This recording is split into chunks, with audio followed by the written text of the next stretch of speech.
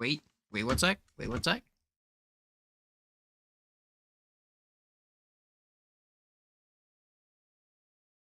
There we go. We're back. One final time.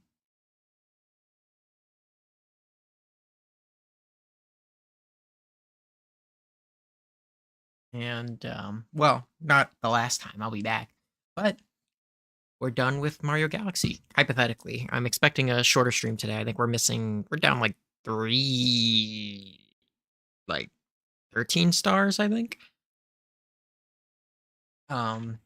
Which means the last time I'm going to open this collection probably for a long time, because I have beaten the other 2 games in it. So let's see what we get.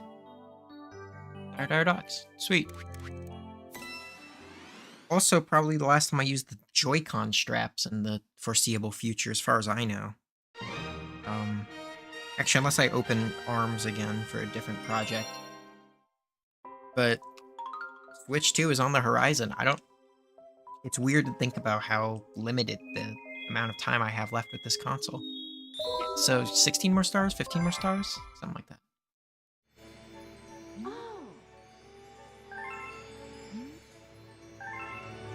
15. Yep.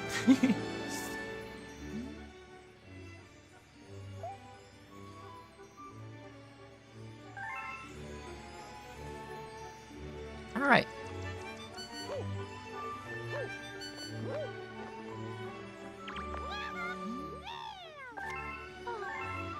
But yeah, so we'll knock out these last 15 stars. Hopefully that bad, because they're purple coins, and I think those are generally pretty self-explanatory. Finish it up. And I think it'll be shorter too, hence the later start time. If not, I don't know. It's a later stream. But yeah. Happy to be wrapping it up. And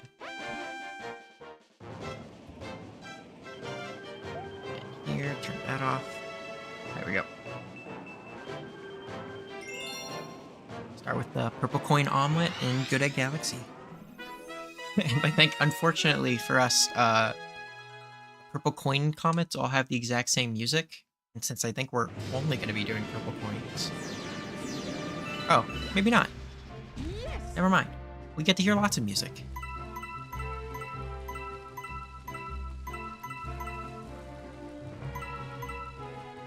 Take it as a nice little victory rap here. Rap? Lap?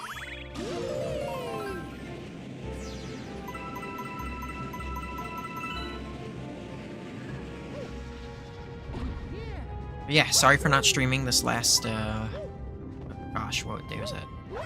Wednesday night? What? I was up to no good. And by no good, I mean it's a busy week for me. I still play Destiny. Despite a lot of people saying, don't do that. But, regardless of the situation of the game, usually. So, I was preparing for contest mode dungeon, which was the weekend of the launch of the content. So I had to do some... I was happily doing some grinding and preparing for that. Making sure that that would happen and get done in not awful time. Which I struggle with when it comes to contest mode dungeons and stuff.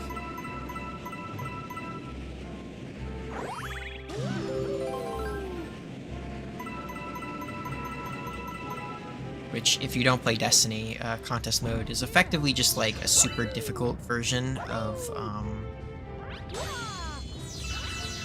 Destiny content, but released like for only a limited time. Just a weekend of really difficult gameplay. Only for bragging rights, really. It's not really a super like necessary thing to enjoy the game, although a lot of necessary things to enjoy the game aren't in the game, unfortunately.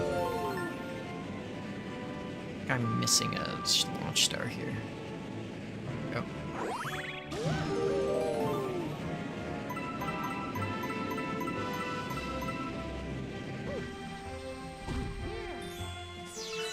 Sorry, the music is so good. I love Mario Galaxy so much.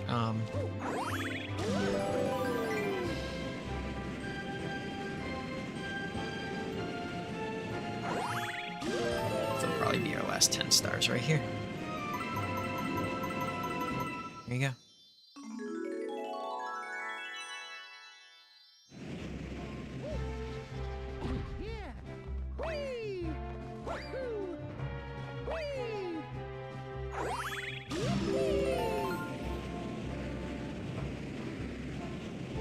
But yeah, so I was spending a lot of my time working on that, really. And then I also went snowboarding the very next day after that stream would have happened. I love snowboarding. I've said it multiple times. Already kind of crazy that we're basically mid-February because the shorter month.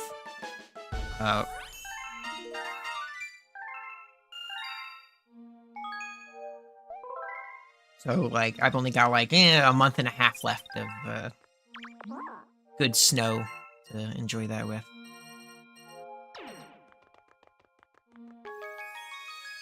So, doing my best to take advantage of that before that vanishes. Main channel video progress is also chugging along. It said Valentine's Day. I'm praying I meet it, but we'll see. I keep on getting more ambitious, for better or for worse, so more stuff keeps happening. And then this channel will also be getting a lot of attention along with that video, hopefully.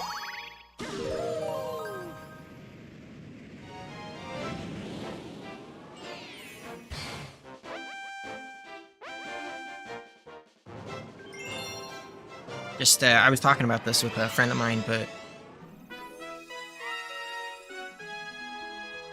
there is, time is a precious resource. And, it's been tough trying to balance a lot of different things. I've been doing things for that video, which is like editing and using all the footage I've been collecting. Here's the good music. I love this track, by the way. This is an awesome track for Purple Coins. Okay, I'll jump that way.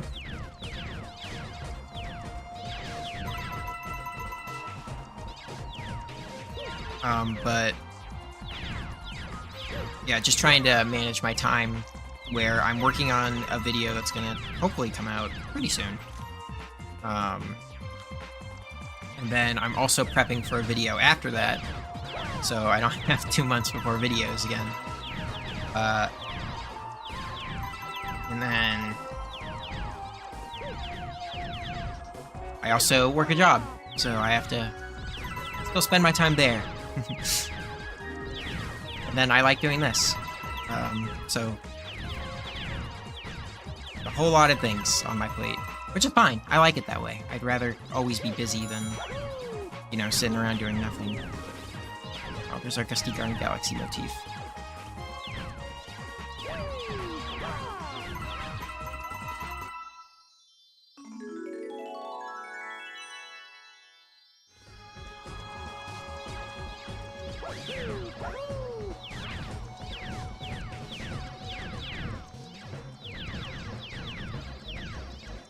I think there's maybe like more galaxies in Galaxy 2, but like this game feels like there's so many more stars in every galaxy, which I guess is just true. But yeah, this game just feels big.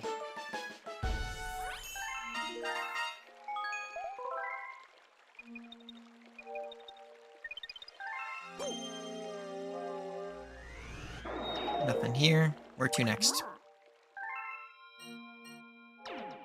Back to the terrace. That is the one annoying thing about what we did earlier is getting to all of these stars is going to be a juggling game of galaxies.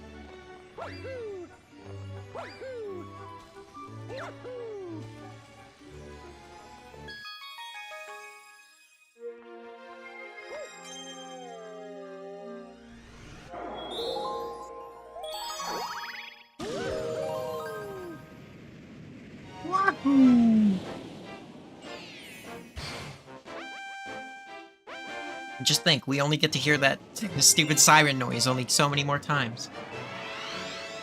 Until next time.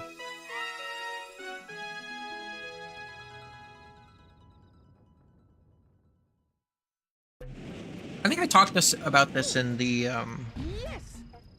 first or second stream about this, but one of the interesting things about this game's maybe not development history, but reveal history, or like history before, or the way Nintendo talked about it publicly before it came out was it was the first true Nintendo 64 or Mario 64 successor.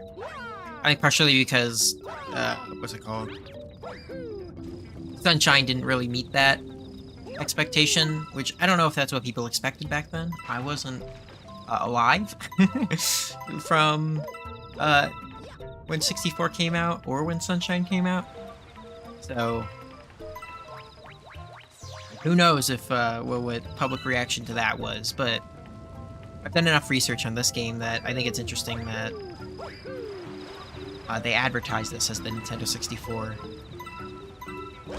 sequel, kinda. So one of the silly things I like about these purple coin stars is that purple coins are actually the N64 currency. Is that the N64 coins had stars in them way back when, and you had to collect 100 of them to unlock a star. So, I don't know, just a weird, fun thing. Maybe not that fun. Cool. I don't know. I like it.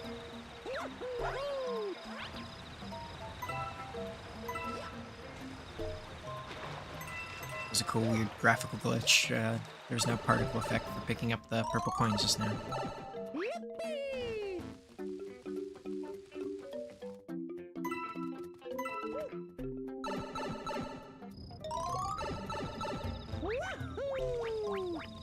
This is gonna be one of the more devious stars.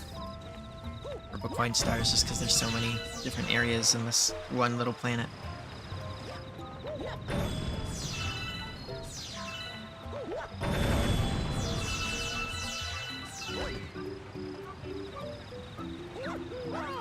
Share with some HD rumble on picking them up. Yeah, I like that these are the... I don't know. It might not even been intentional at all. I mean, like, coins with stars in them is probably just a normal Mario thing. But that was the Mario 64 currency.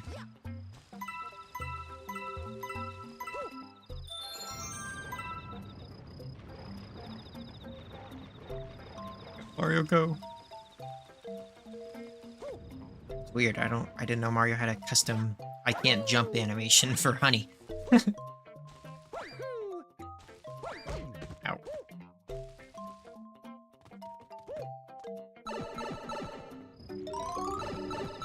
Alright, I think we have to go kill a piranha plant to get access. Oh, hello. Get access to the other side.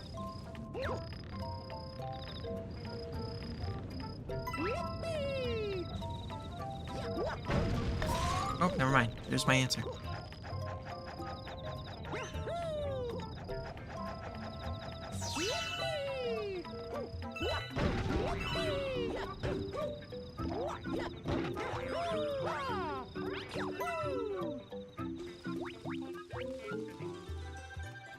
Oh no, that was a bad mess up.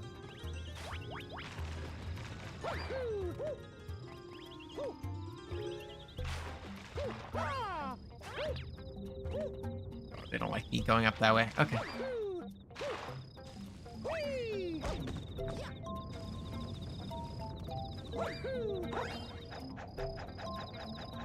Yep, snowboarding, and then speaking of that contest mode, not that it went great. I think I'd like to talk about Destiny more just because I already spend so much time in it.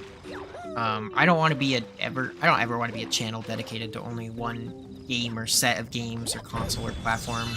I lean more towards Nintendo because it's what I grew up with, but I never only want to talk about Nintendo. I think the entire industry is far more interesting than that. But Destiny is a topic that I've just put so much time and thought into because I've been playing since not 2014 but 2017 with Destiny 2's launch. I've been playing ever since the game came out effectively. So I'm just interested. I'd like to talk about my thoughts on, like, you know, current season stuff or whatever, just because I have thoughts and I like to get them out in the world. And also, I think the Destiny community is prone to be really annoying to listen to uh, a lot of the time. Unfortunately, no community I've seen like hates Destiny as much as Destiny players do, which I think is half justified and half just like I don't know. I like maybe because it's an FPS, it just like and a looter shooter, it kind of got like a pretty horrid audience or something.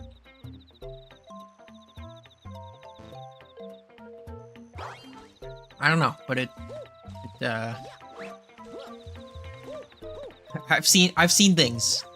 I've seen very angry people about silly things, and then I've seen very justified reactions to things that are dumb. And also, I think Destiny's an interesting case study of kind of the game industry as a whole when it comes to like greed and stuff. Because that poor game has just been through the ringer when it comes to franchise, even maybe not even game. Oh snap! What are you doing? Oh, how about that?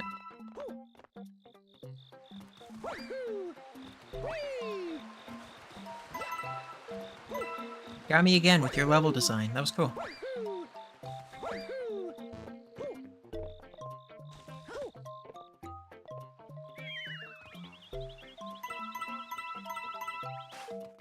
But yeah, Destiny, like, base game, what did it launch with? It launched as, like, this weird, like, we need to keep making DLCs, like, kind of transaction method and plan, and then E2 kept that going, but then the, like, microtransactions hit it big, so they added a bunch of those and loot boxes to the game, and then it embraced the battle pass, and it's kind of crazy what, how many, like, different, like, devious video game corporation strategies the game has endured over the years. Which sucks, because I think Destiny is one of the most, like, evergreen universes ever created when it comes to, like, passion and fun. But it's just... You know, the people in charge don't really realize that, I think. Or maybe they do, and they want to make $1 gazillion off of it. Which worked for a bit, but it's definitely not working as well anymore.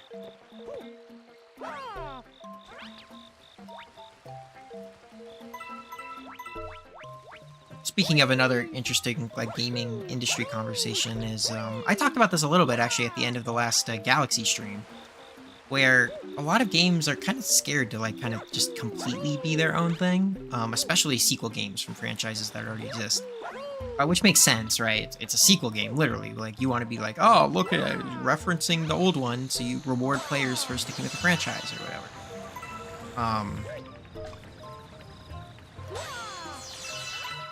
But, like, PlayStation sequels and stuff like that is just, I don't know, it's so to me. Just because it is retreading old ground sometimes, and it's like, ooh, look at the jingle the keys in front of the person. Look, you recognize this. And then another thing that's just got me worried about gaming as a whole is the abundance of PC ports recently. Particularly from first party manufacturers. Master Chief Collection, like anything on Xbox and like stuff like that, has been making its way to PC, which I'm a PC gamer. I love it as a like consumer right now. But like I don't understand how you get people to keep buying Xboxes or PlayStations with God of War ports and stuff like that. Like what reason do I have to buy a PlayStation if Astrobot leaves the PS5? I'm kind of worried about where gaming's headed when it comes to exclusives, because those are really important. To kind of keeping people, you know, I want consoles to still exist. I think consoles are like a fantastic way to get people into gaming. And I think they still have that merit of like having the box that does everything. You know, you don't have to be like, oh, what graphics card do I need? What thing do I need or whatever to make this specific game work. But even PC gaming has been kind of fixing that with like portables and stuff. The Asus ROG, I think is what it's called. The Steam Deck, whatever. Sorry, I had to quiet down for the siren. All of those are very just buy and play now. You know, I don't think it ran well, but I know Final Fantasy VII Rebirth was being advertised as compatible with it, Steam Deck. On the lowest settings, but compatible nonetheless. Oh, good, auto-scroller. I guess I'm just worried about the future of that, because... Shoot. Like, I don't know. If there's no money flowing, whatever. The industry's kind of scary right now. For everyone but Nintendo. I think Nintendo's fine. As long as the Switch 2 is... I'm very happy that it seems pretty obvious that the Switch 2 has that weird, like, mouse tech or whatever. Where you can detach it and use one of the controllers as a mouse. And apparently it's giving me the Pro Controller, too, which is crazy to me. I thought it was going to be like a weird single Joy-Con thing like the IR camera is, but no, still got it. It's that Gusty Garden section.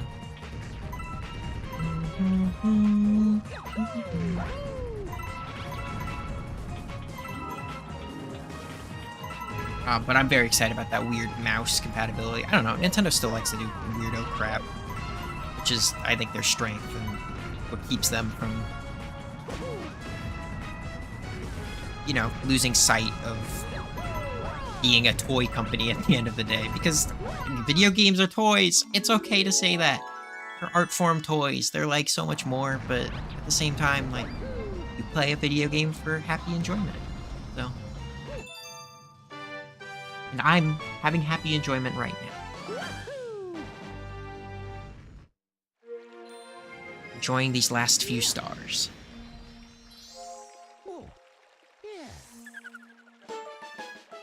Yep, 11 to go.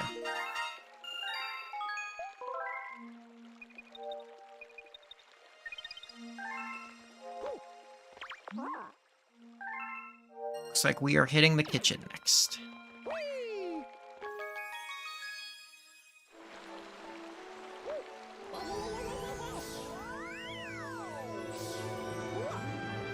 Yeah, we're a little worried about video game exclusives and the choice to not have them from competitor companies right now. But I don't know. I'm not the guy who's looking at the sales charts and trying to make the money or whatever, so maybe I'm wrong. Maybe it's the best strategy ever and it's only paying off. Looking at how Xbox is after they started doing PC ports, I don't know. But who am I? Who am I to say? Oh, I didn't remember us having a purple coin. Is it the race course? I think it might be the race course.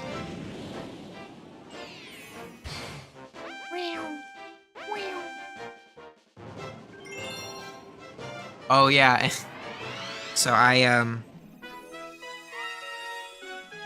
did the dungeon mode. Oh yeah, it's kind of the race course. It's a weirdo version of it.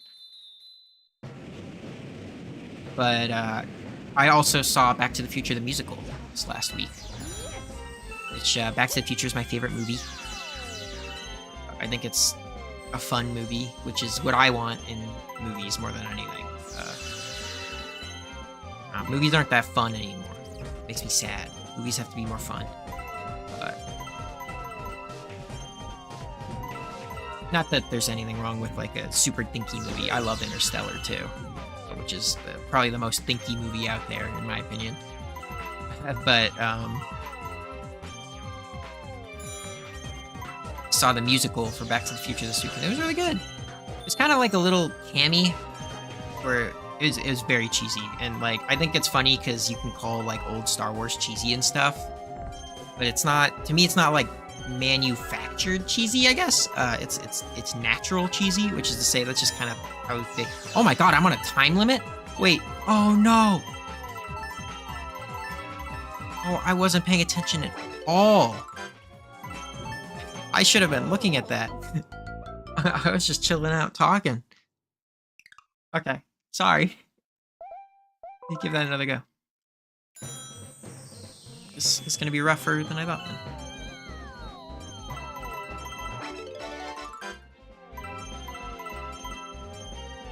Looks like there's more than 100 things in this arena though, so hopefully.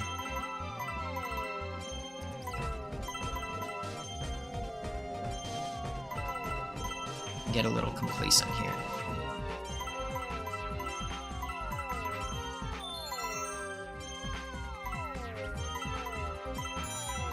Maybe not.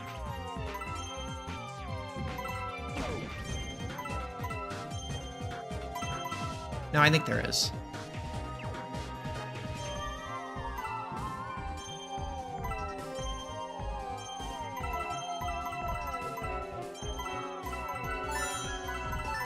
Fine, it's fine, it's fine. Please don't make me collect it, too. That's a good place for it to be if I do have to collect it in the 7 seconds. Go, go, go, go. Oh, no! The meat! The meat, the meat, the meat, the meat! Wow. That sucks. Awful meat. No. Dang.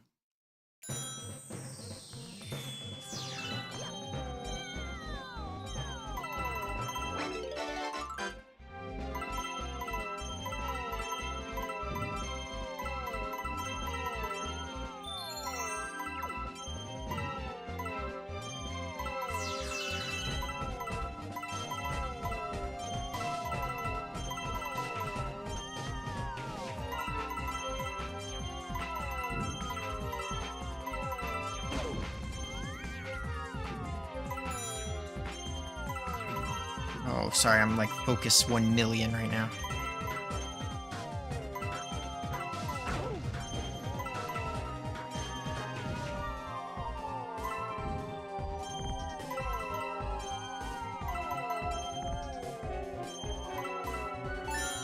Nothing. Oh my god.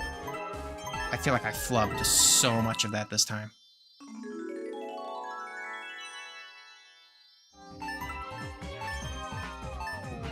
Go, go, go, go, go, go! Nice. I feel like that run was way worse than the last one. But I didn't have meat in the way at the end, so... I guess it paid off. Oh, yeah.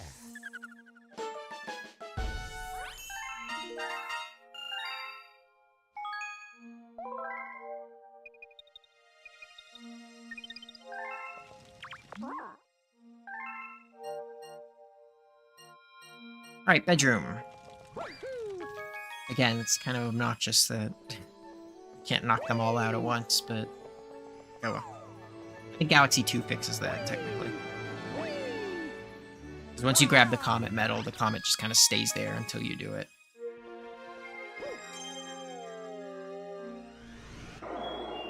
Which, I'd love to play Galaxy 2 in a modern fashion. It's easy for me to boot up, but... gotta dig out the Wii U if I want to do that, and I don't want to dig out the Wii U. Maybe one day. I'd like to play, one that I'm interested in replaying, for whatever reason, is Kirby and the Rainbow Curse. That is locked away on the Wii U. Although now with this new mouse feature, like, anything's possible. I'm hoping that they, honestly, I kind of hope Nintendo just instantly makes a new Mario Maker, because that just sounds so good for Mario Maker, having a mouse to drag and place things again.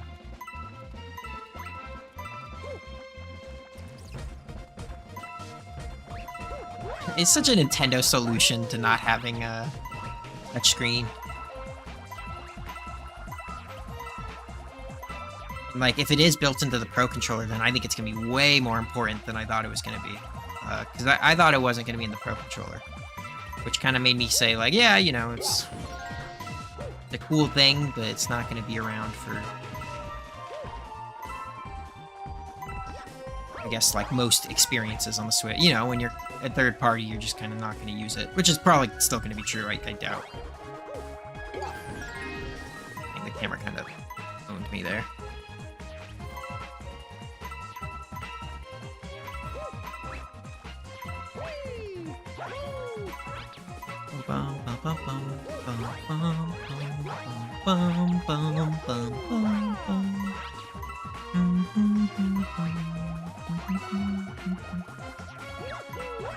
One of the YouTubers I watched a lot when I was younger was Peanut Butter Gamer.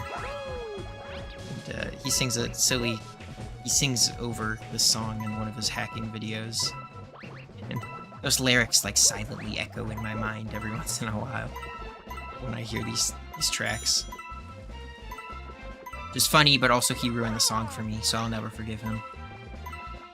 But also, he's like... I've always been very happy with his content. Even to this day. I knew they were hiding there. I was like, I can't see them, but I think they're here. Oh no, was it only... Okay, there it is. Whew. Oh, there was more than 190. That's good. Now I have to figure out what side of the planet that was on. This way? Nope. Oh my gosh, okay.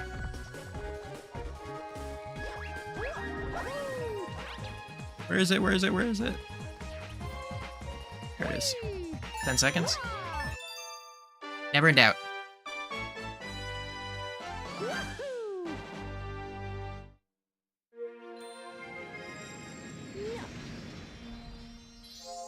Oh, yeah.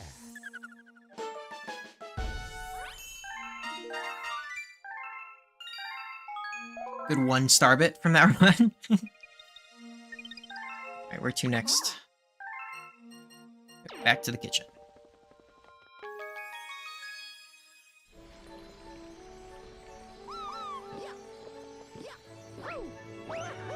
I also want to do the storybook before the end, so hopefully I remember that. Storybook's special. Weirdo thing to put in the Mario game. But I love it, and I'm happy that it's there. Ooh, here comes the siren. It's so stupid. Beachcombing for purple coins.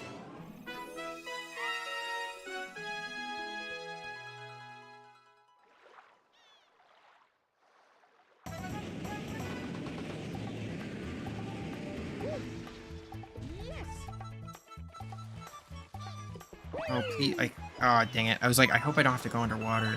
Yeah.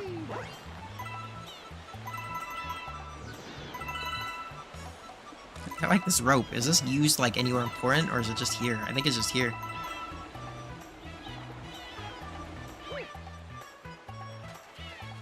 Alright, we'll go underwater last, because otherwise I'm not going to be able to mentally keep track of everything.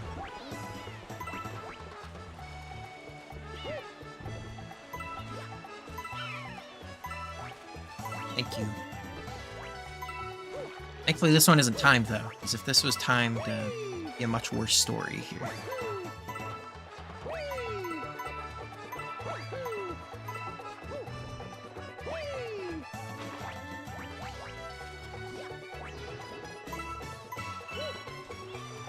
Now, the only one I'm remembering that well, I'm kind of remembering, is that I know, the Mario planet turns into Luigi on the Comet in the second game? I don't know if it does that in this one. I can't remember. Spring mushroom. I expect to see that here.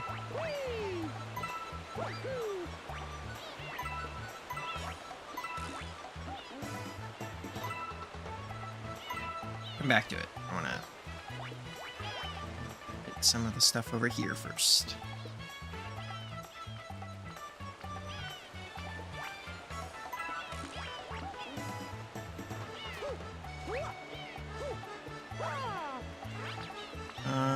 Yeah, I guess so. Ooh, okay. Gotta get the running start.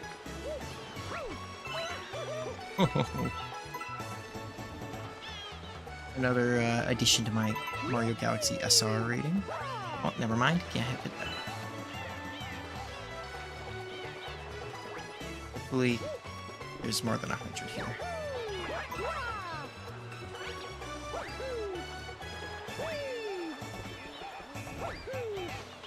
Get the spring mushroom next here.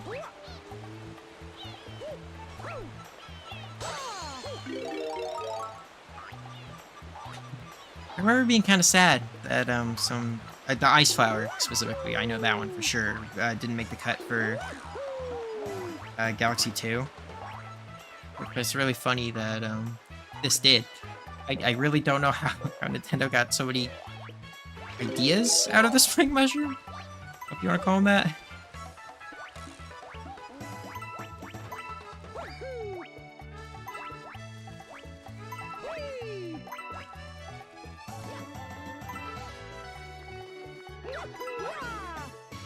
I don't have the spring mushroom for that.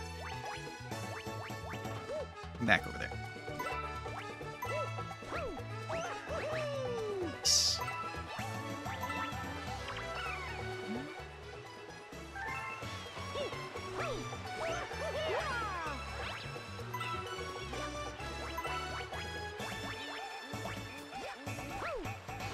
You know, they want you to use the spring mushroom for this, but Mario's got jumps. I don't know if that got all of it, though. What happened there? Look up.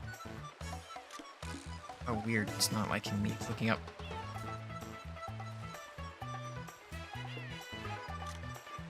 Ooh, that's weird. Let's take a look from here, then. Okay, cool. I can't get that one. But there's a lot up here.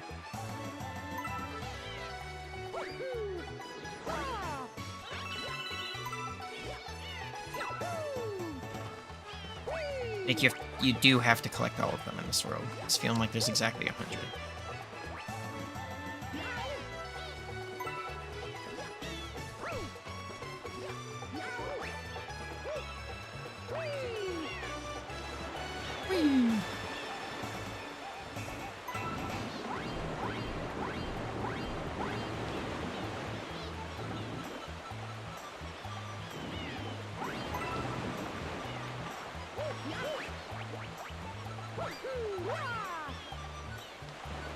Maybe not. Maybe there's 10 underground.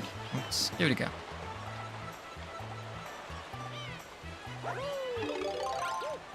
Saw one.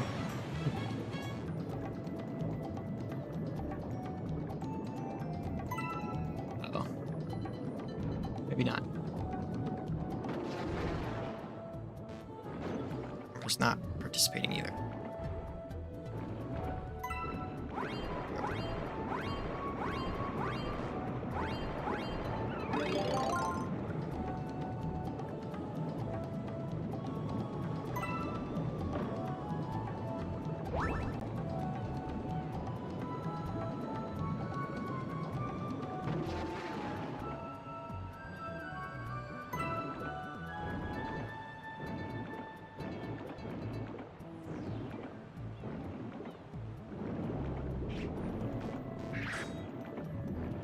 Oh, I don't know. I can't find any more.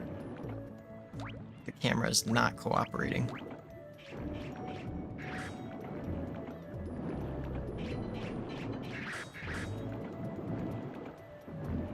There's one over there.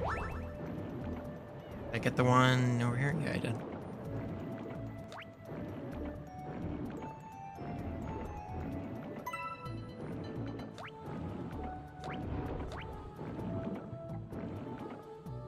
Yeah, I don't know.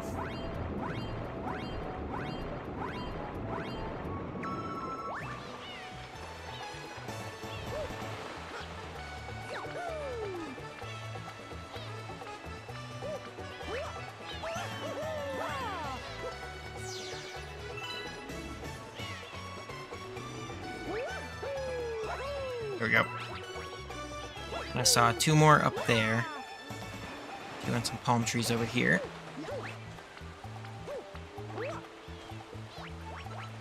Oh, this one has some too. Okay, I think there were more than 100, but like just barely.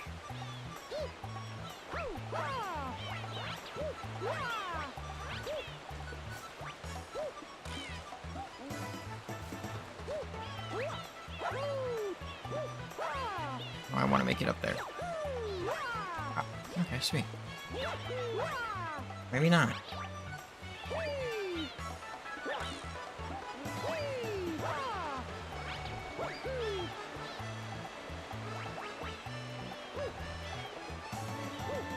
Oh my gosh, there are exactly 100.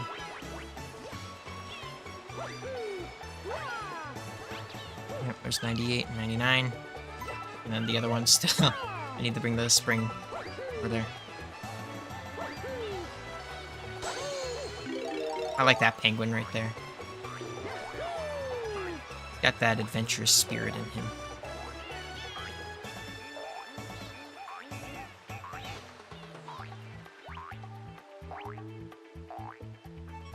I don't like the purple tint that's in these levels. It's too spooky for me.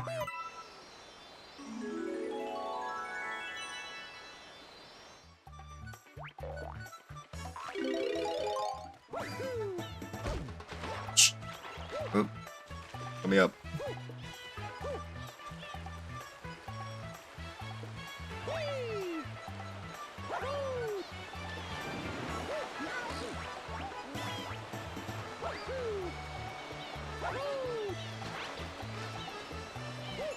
There you go.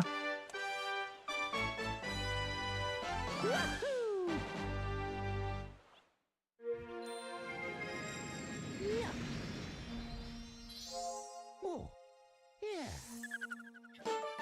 Look at that. I like the wallpaper on the... in the window there in the background of the shooting star. It's just the texture. I don't know, it makes the kitchen feel a little more homely. Oh, shoot. Where do I go next? Probably the bedroom.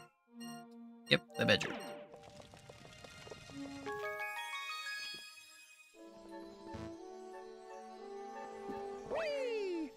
Oh. Almost got accidentally engined.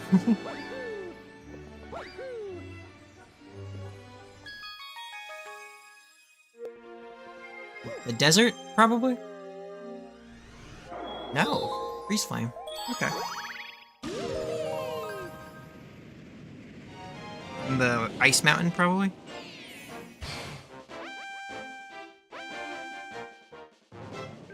Purple coins on the summit. Yeah, it's definitely on the ice mountain. The purple coin stars do kind of highlight the more... Oh, hey, Captain Toad. The more galaxy... Or the more 64... inspired? Style level design?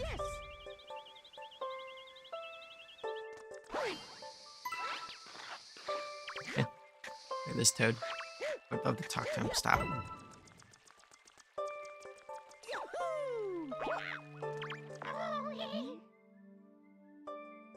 No purple coins in the water. Thank you. That's some good advice. Thank you, Toad.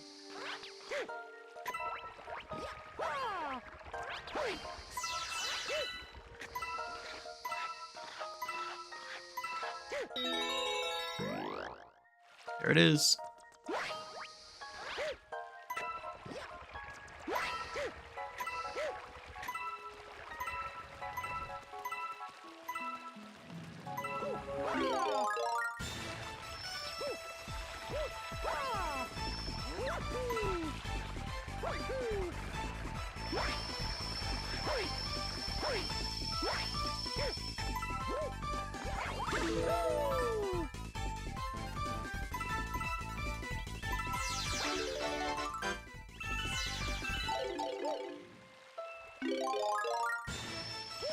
Gave it back to me just in time. Sweet. I don't need these coins. I'm here for purple coins, not for coins.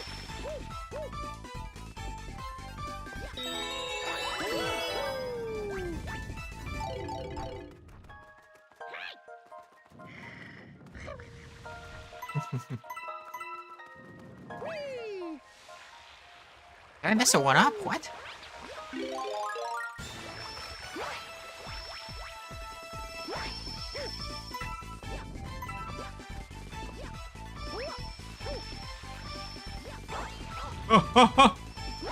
Hit the wall. Oh, and there's no refresh. I was hoping I could get a refresh. I can make it in time. No, I can't. Ooh, that's unfortunate. Alright, try again.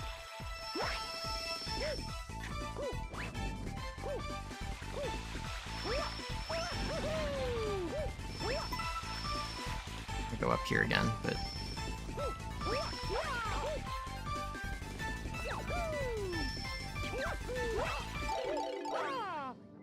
That was a perfectly timed run out, so I could go this way.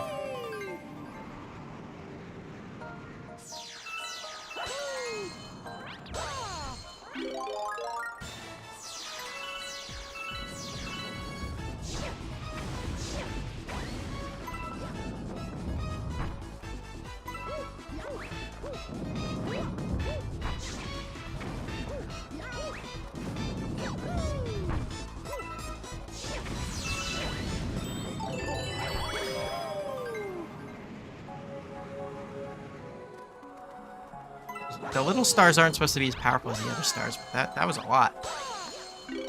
Went a bit of a distance.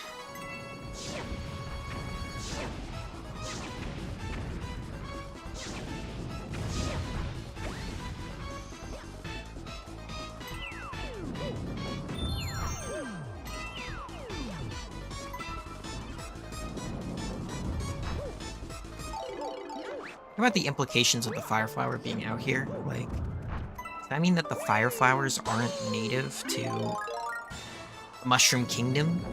They exist in otherworldly worlds? This otherworldly worlds are inherently otherworldly. Other worlds.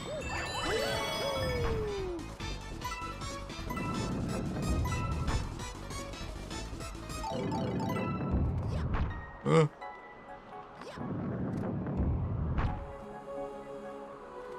wonder if these comments unlock if you haven't gotten the, like, this would require me to be aware of the secret area. I don't know if this area, or this comment unlocks if you don't know about it, or don't have the star that correlates to it. What's up, Cap?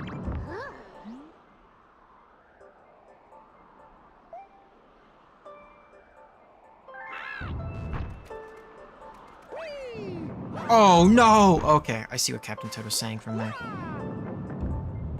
I didn't realize he was actually giving me a hint for more, what's it called? For more coins. I didn't see them over there on the little peaks.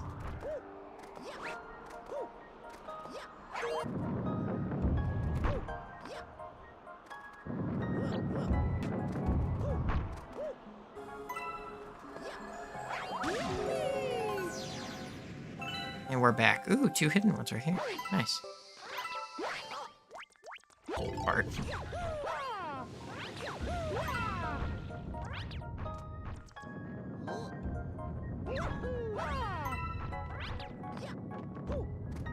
But I think actually a lot of games really like toying with the idea of hot and cold.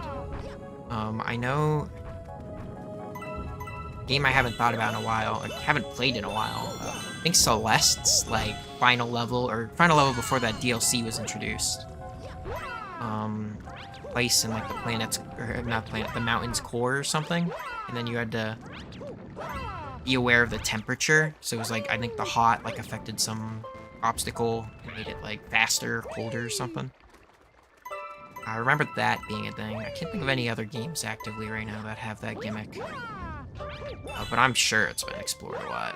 It's not a unique to play with the hot and the cold. But I don't think ideas need to be unique. They just need to be well executed, I guess.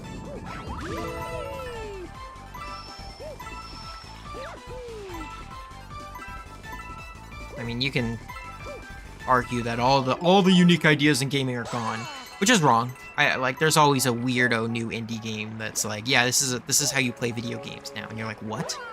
And it's totally valid. A totally valid like form of game.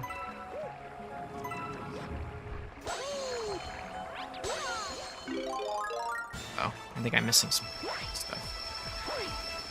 I'm missing 1 coin. That's not good. Oh no.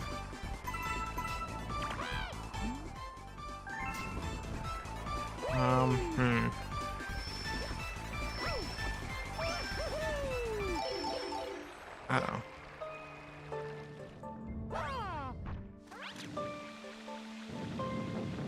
See any coin over here? Any in like this area? No coin there. Get out, get out, get out. It's cold.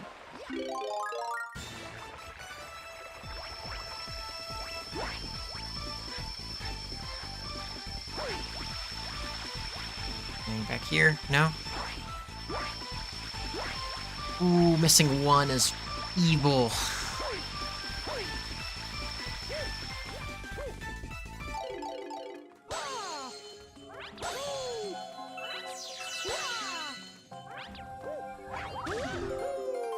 Nah, nothing up here. Whee!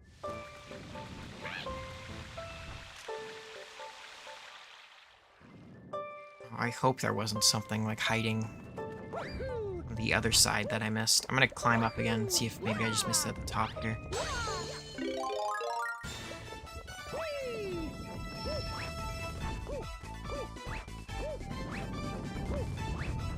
I love that ledge teeter thing. I don't know. Weep. I think that's actually in A Hat in Time, which is another one of my favorite indie games that, you know, I don't think any, like, platforming concept or, like, I guess idea in that game is technically, like, new, but again, I don't... It's still fantastic and a crazy great and an amazing original experience in game. So... You know, does that really matter?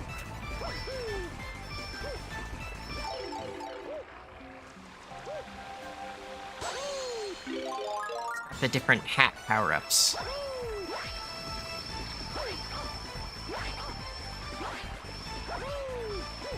Which, that game's I'd love to see what the developers have been up to with that particular experience, because we haven't heard from them in a long time. Or rather, we've heard from them, but that we haven't seen a new project from them. I think they're publishing right now, but I don't think they're developing anything. One more quick scan over here before we go. Oh, there it is.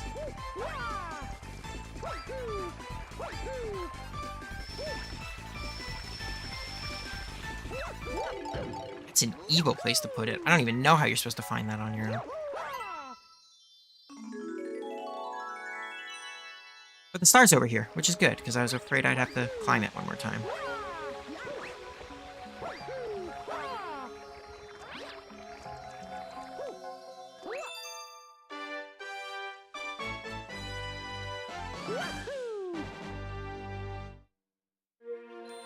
How many left is that? Oh, yeah. 7 stars to go.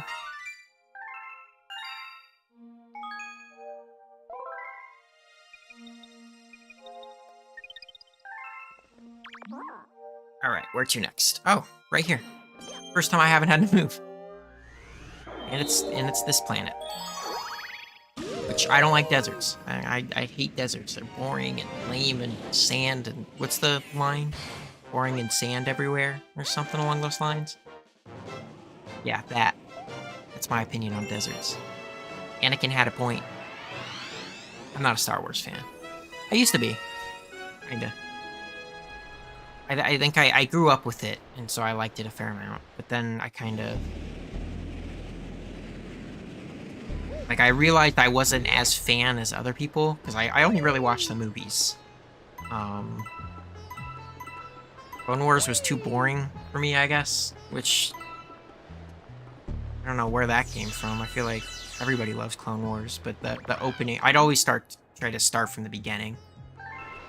It wouldn't quite be as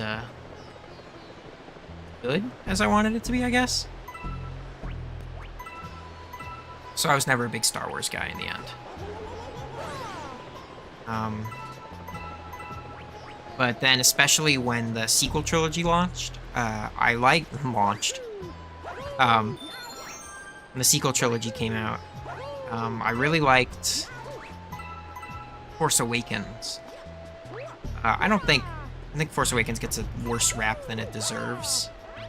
It was a pretty good, like, base starting line. You know, it did take a ton from the old movies. It was very nostalgia pandery, and stuff like that. But I think at the same time, that was a pretty good way to, like, Star Wars didn't have like a new project in so long. I think that was a pretty good way to kind of ease people into the idea of returning to the universe for an entirely new set of 3 movies. And it was a pretty good base to kind of provide where to go next. And then Rian Johnson and Last Jedi happened, and I think Last Jedi kind of just tore down everything for the sake of subversion. I think there's a YouTube video about it that I agree with. I can't remember what it's called, but I remember sitting in theaters and just being very like, okay, all right, I guess. To the whole movie. Which was a shame, because I really, really liked the sequels. And then, after that, I just didn't care. And I remember, Rise of Skywalker? Is that what Episode 9 is called? I can't remember. But that came out, and I know everybody was kind of like, yeah, this is boring crap, because it has no personality, and it has, like, nothing to it. Which I, like, agree. I agree with. I mean, I watched it, and, like, I remember feeling pretty much nothing for all of it. Like, it wasn't, like, exciting finale. It was just kind of a very by the books. Like, look at us. We're a finale.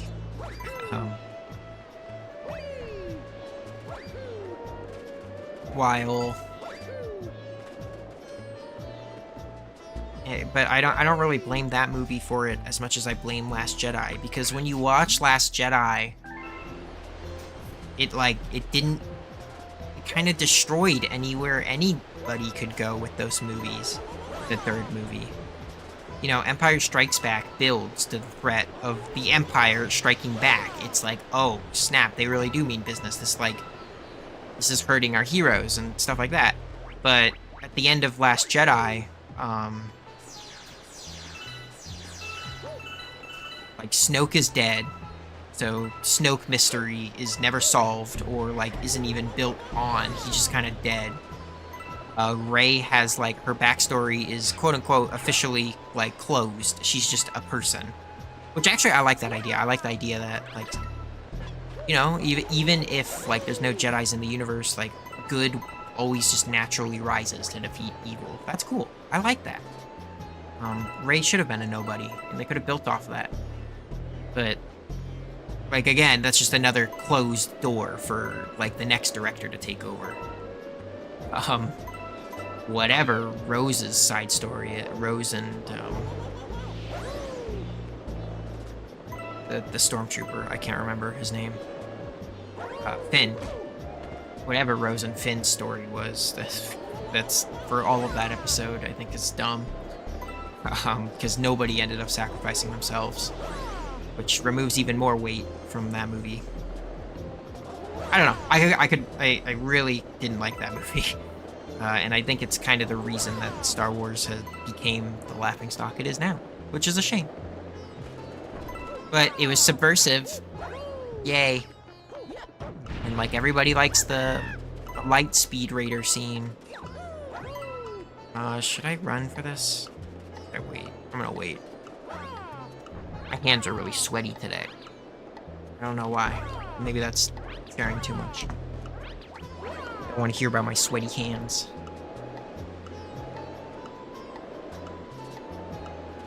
What's up, Captain Toad? True.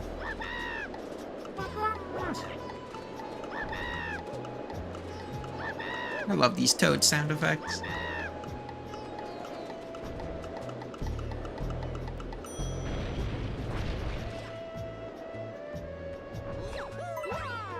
Okay, now we're good.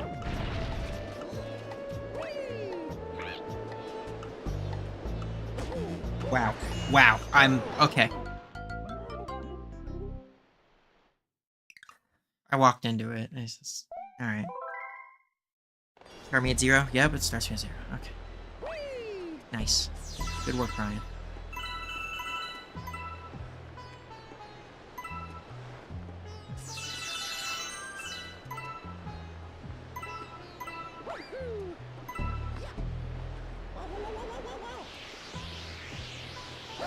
Too worked up about Star Wars to pay attention.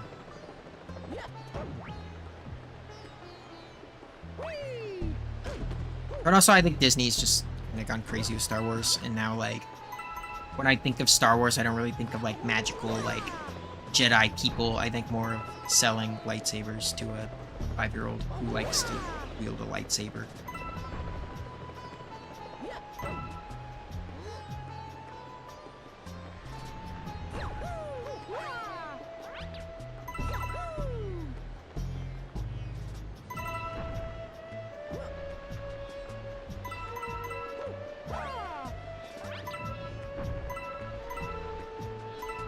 That's really frustrating that I have to do this again.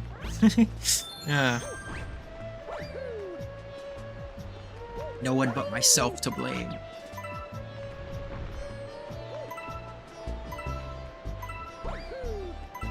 I just really don't like this galaxy.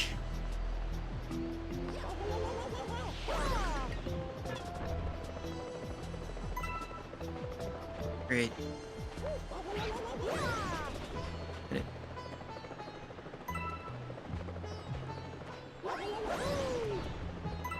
There we go.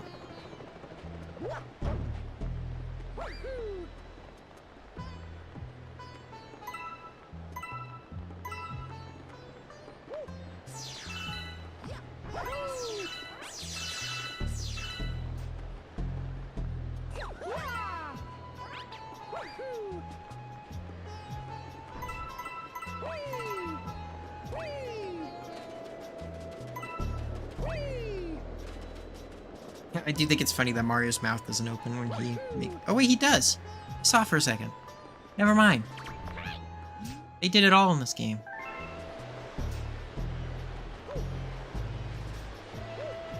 I don't think I can make that. I entered at the wrong time. There we go. 1, 2, 3.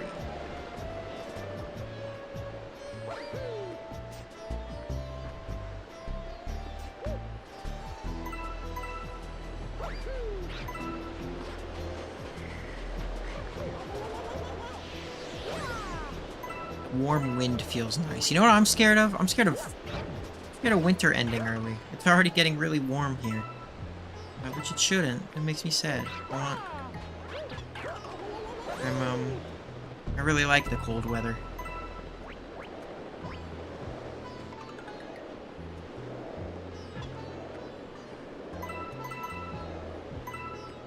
Kind of associate the warm with kind of just generally being lazy. Not that I associate the cold with productiveness or anything. But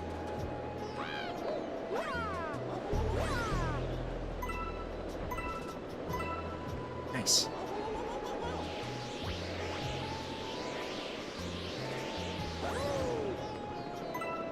I like the cold more than the warm. Oh, cool. I learned my lesson. We're gonna go back here first.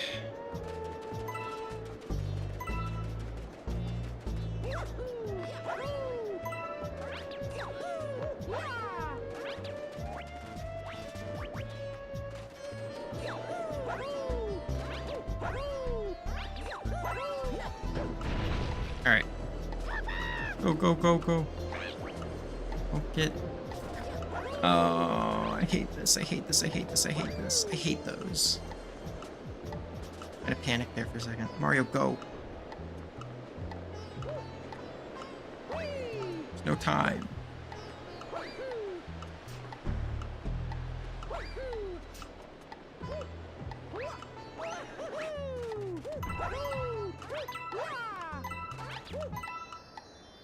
Oh, alright. Thank you. I'm so done with this galaxy. I was done when we started this galaxy. Dusty Dune is not high on the list.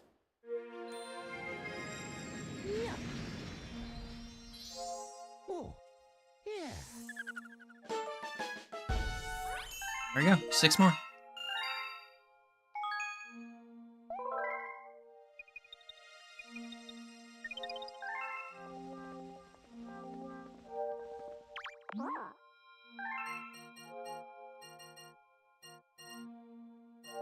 Toy Time and Dreadnought.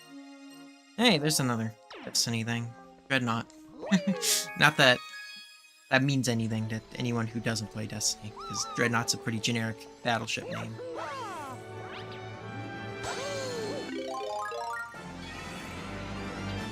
Oh. Figured I'd take the fun way up here for a change. Oh, and now I can answer my question. Let's see if we get Luigi instead of Mario for this comment.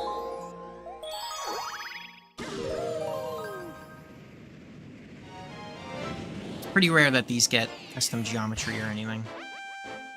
That is one of the nice things about Galaxy 2, is the custom comet themes. It is Luigi. I assume. It's called Luigi's Purple Coins. Yeah, there he is.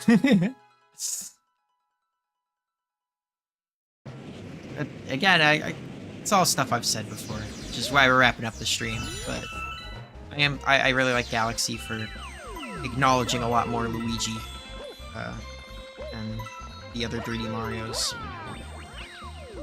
It's weird. I don't know why they hate Luigi so much. I feel like Luigi's just as important to the. Okay. Luigi's just as important to the Mario name as, well, Mario. Mario and Luigi.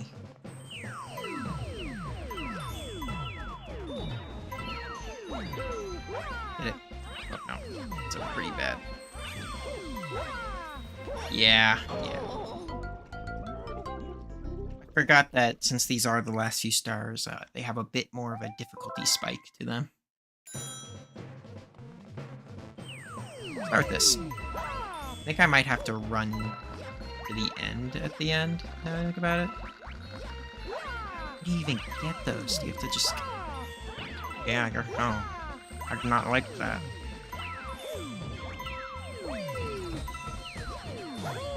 Just gotta try and make sure I'm using as little of these platforms as possible.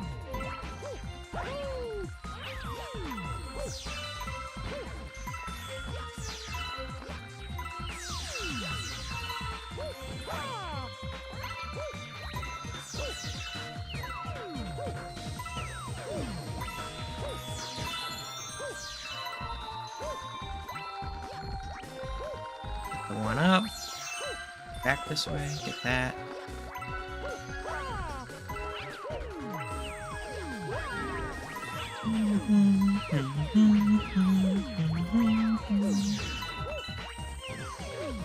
Oh, I hate that. Oh, I really hate that. Dang it. No, what do I do about that? Oh, that's really frustrating.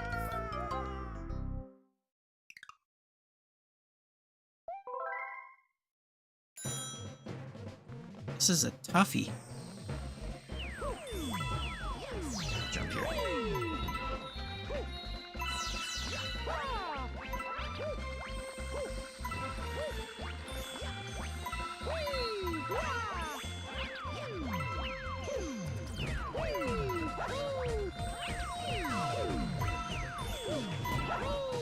See that? I don't know what to do about that. Oh!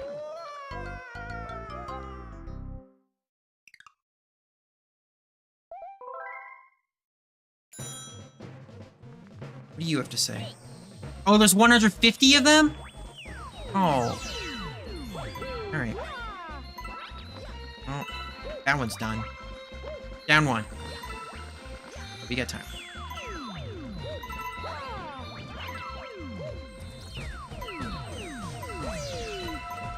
Okay, down two. But again. Plenty of coins to go around. 150.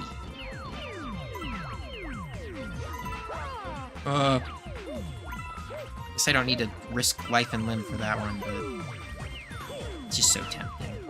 Yeah, I'm down 3. I'm not going for those 3. I get that one though. So I'm down 5 right now. Go, go, go, go, go.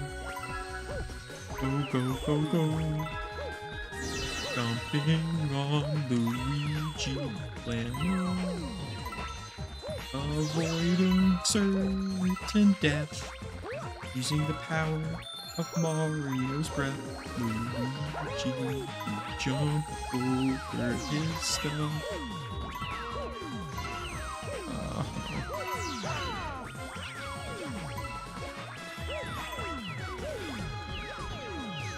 Oh, I was supposed to long jump from there. That's a big long jump. Ah!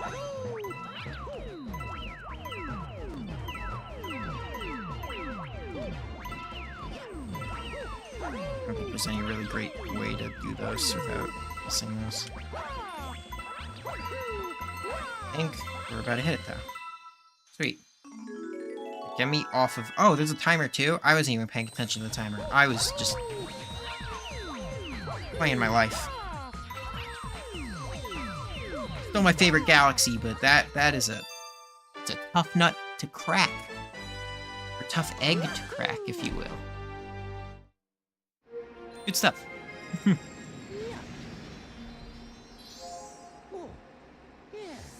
We are rapidly approaching the end. 5 stars left.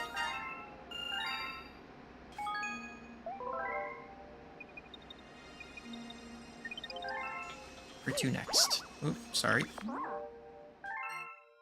Oh, right here. Good.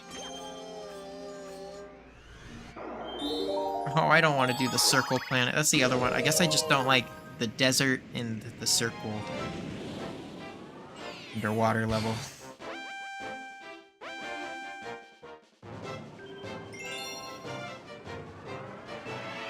There are a lot of open levels in this game, though. It really isn't... I'm surprised how many purple coins stars there actually are. I didn't think it would all be purple coins today. I thought maybe we'd unlock some like other like variant comets. I guess it really is all purple coins. Ooh, timer.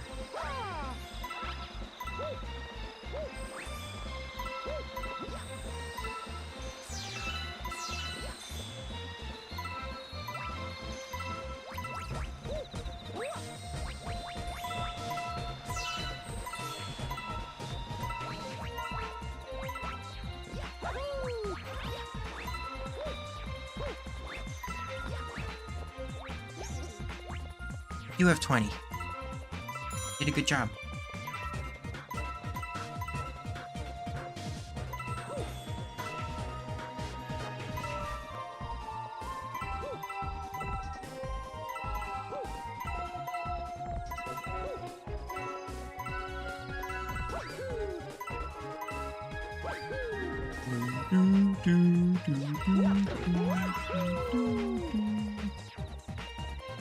What are you, 50? Say 50. Good.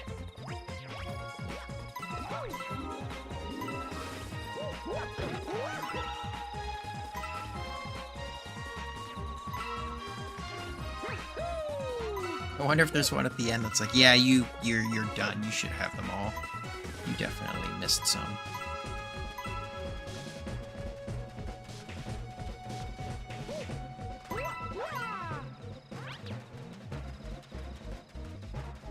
But yeah, that timer's a little strict. 2 minutes. 70, good.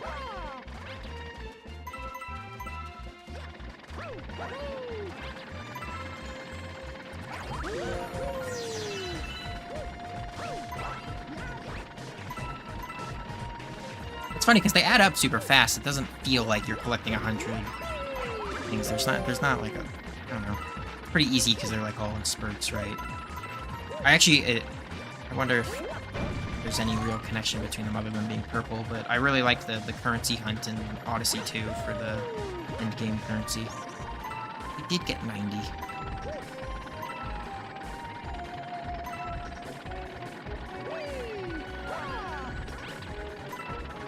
Yeah, for the hunt for the each region exclusive currency. I also like how they're all themed. It's very fun.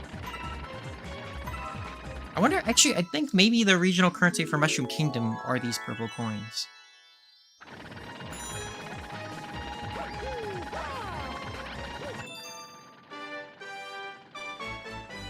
Dang, look at that. I was looking at that spread of, like, debris up in the background there. Alright, 4 more.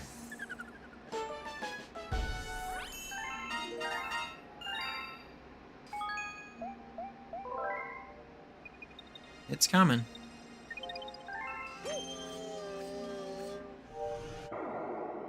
Oh, dang it. Okay. Where to? Probably the only other one. Yep, garden.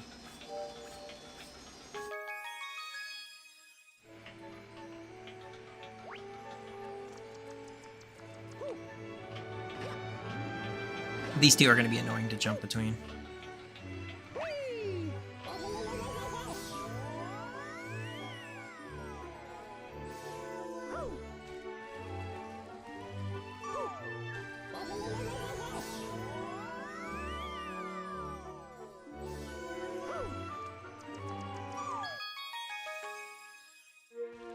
What did he used to say? It's a secret? It's a secret world? Doesn't feel that secret.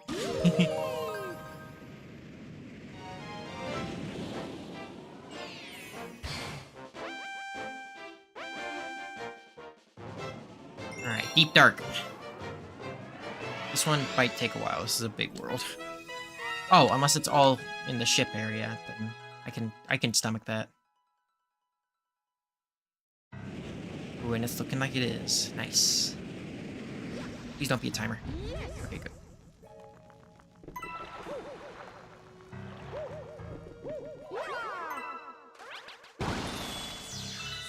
What do you have to say, Captain?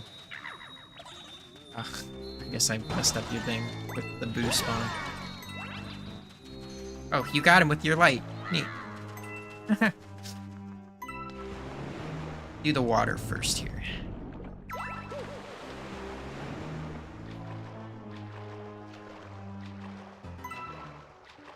I like this water control, these water controls more than the Odyssey ones.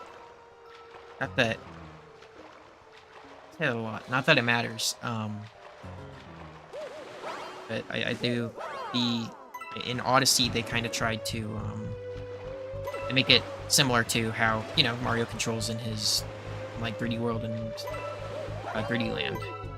Which were necessary, I think, to reach the point of where Odyssey is. I think a lot of Odyssey's philosophy is actually from those games. Despite the fact that people are like, oh, those games are the reason Mario was not good for a while or whatever. I think people are more willing to accept that now, though. Now that Odyssey actually happened.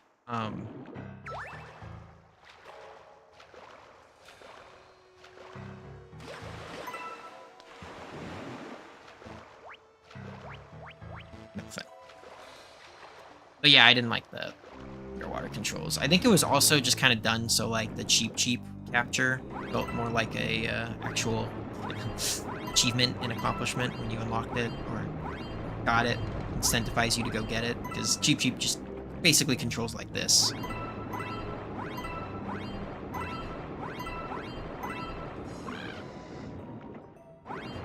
Snorkel Toad certificate?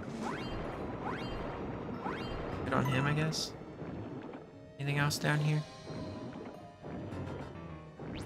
Oh, there's one.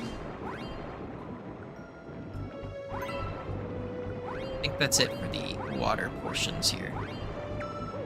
Right.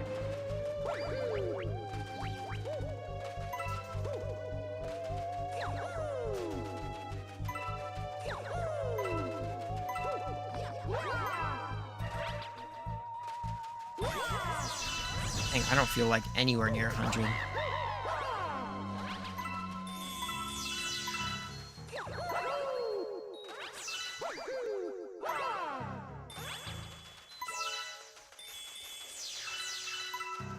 I guess this galaxy has a custom theme too. I don't. Maybe in one of the Hungry Luma levels this plays too. I feel like this is pretty. I don't remember hearing this track anywhere else in the game. Not a lot of unique galaxy themes, which is fine. I like all of the themes, anyways. Except for the Dusty Dune, which does have a unique galaxy theme.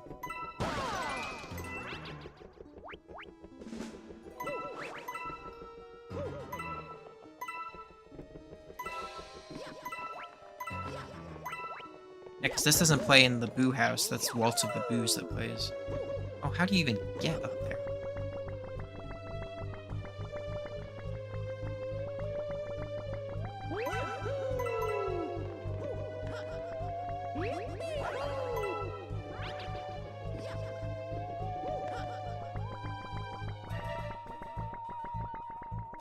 Nerd Toad, how do I get... That's a weird place to put a coin. Am I supposed to have a spring mushroom?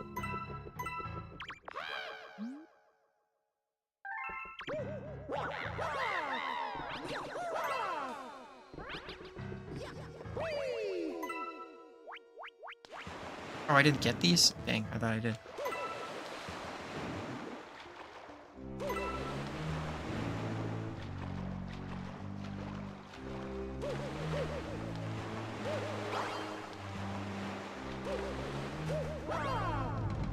Alright, I can make it. I can make it.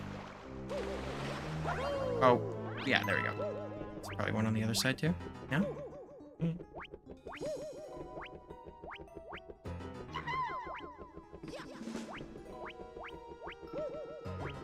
Yeah, I feel like I'm still missing a ton. I only saw the one up here, I think? I don't know how you get up there.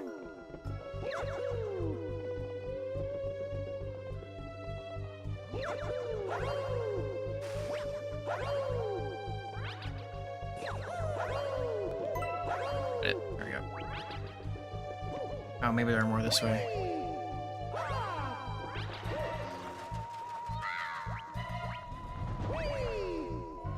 Yeah, there's like a couple over here. Along with this jellyfish enemy that's like nowhere else in the game. Well, enemy's a big word for something that doesn't really move.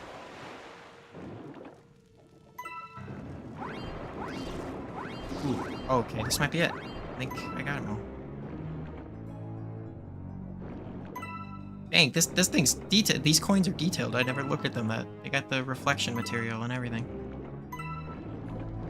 Funny.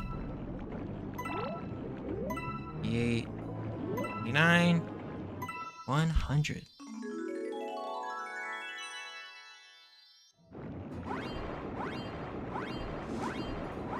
Oh, well, maybe it is an enemy. Stand corrected.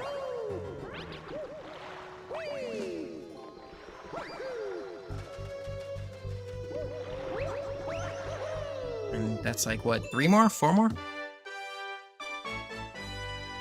Very close to the end. Exceedingly close. Alarmingly close. Maybe not alarming. I'm fine with it. I'm not alarmed by it.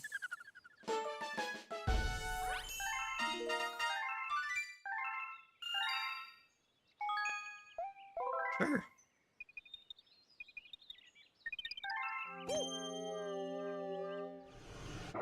Oh, is the next one in the engine? Yeah, it is. And it's the circle planet. I saw the edge right here, so hopefully... Yep. Jump of a lifetime right there.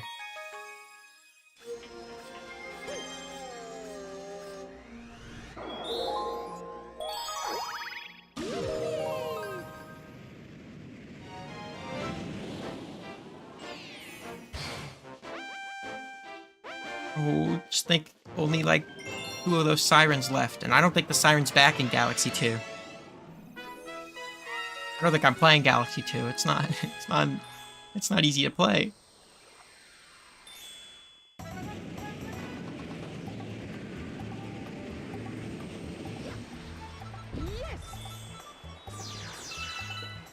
Hey. That light's really shining in my eyes, man.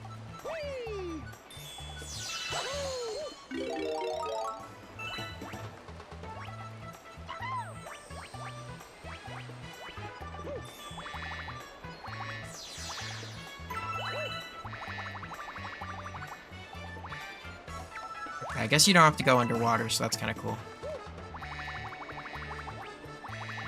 Change from how you usually approach this world.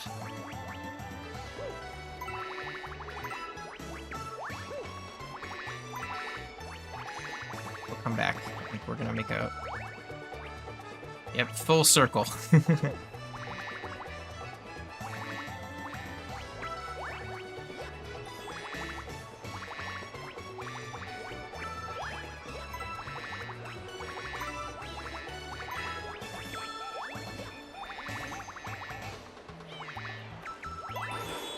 Actually, this one's kind of cool. I like this. Oh, okay. It's rough. I just fly up here. Sweet, can. Got it.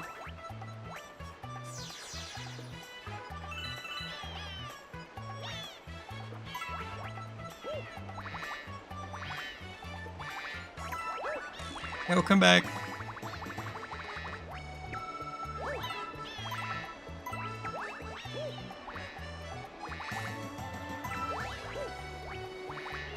Okay, but missing one? Oh, this is gonna be miserable. So, hopefully that doesn't happen. Here's the Toad Brigade ship. I like that it's flying near the planet. I feel like that doesn't happen that often.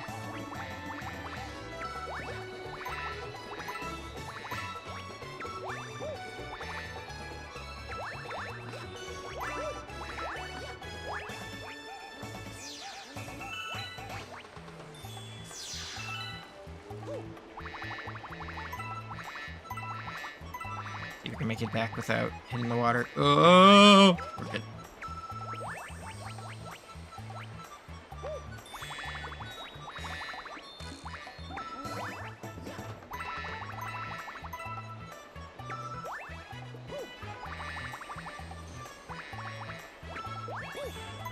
One, two, three. Okay, never mind. This isn't as close. This is kind of a slog. It's very much just fly from cloud to cloud.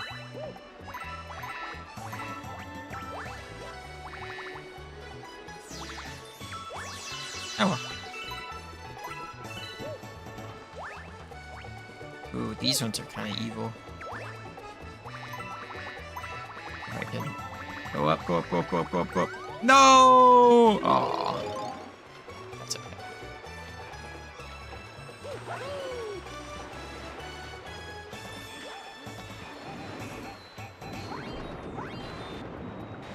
Let me out, let me out.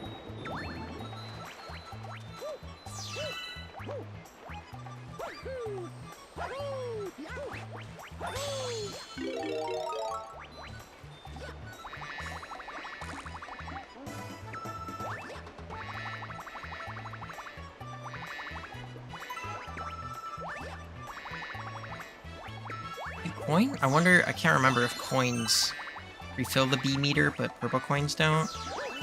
I think that's how it works, but I'm not sure.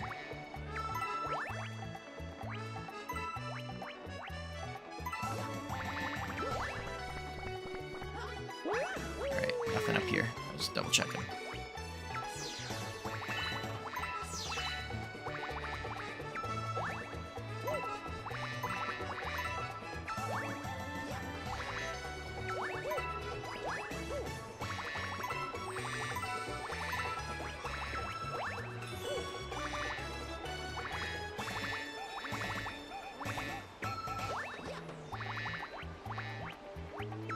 That coin was evil on the tower too. That's not...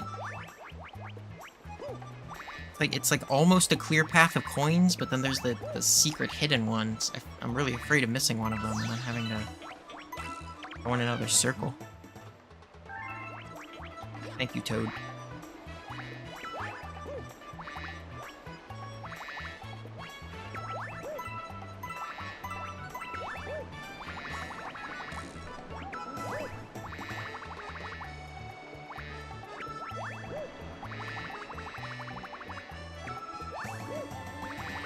You have to say smart Toad, Toadbert. Okay.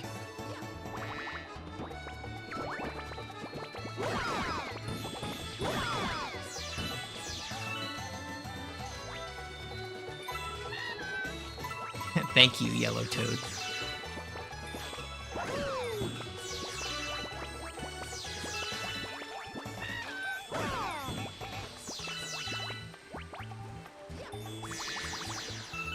I don't know why I felt like bullying the piranha plants there, but I had to go.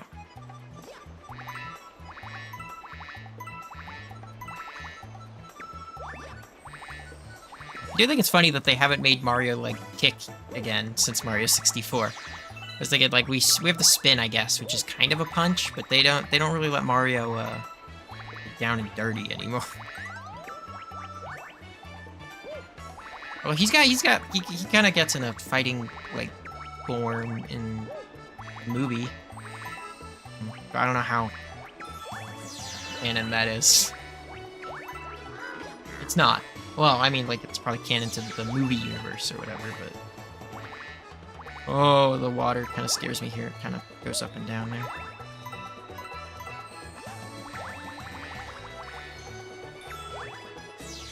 I'm terrified of being low on coins here. I don't want to have to redo this level.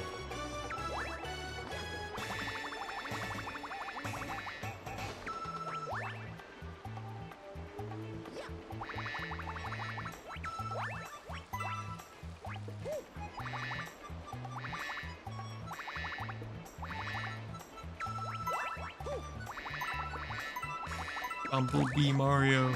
Go, go, go.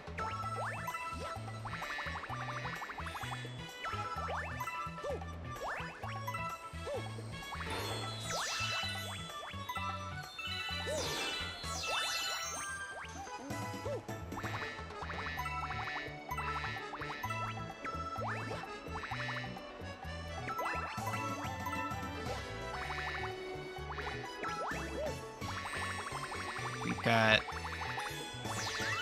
5 coins left after this one. I see 5 coins. Woof! No double laps for me.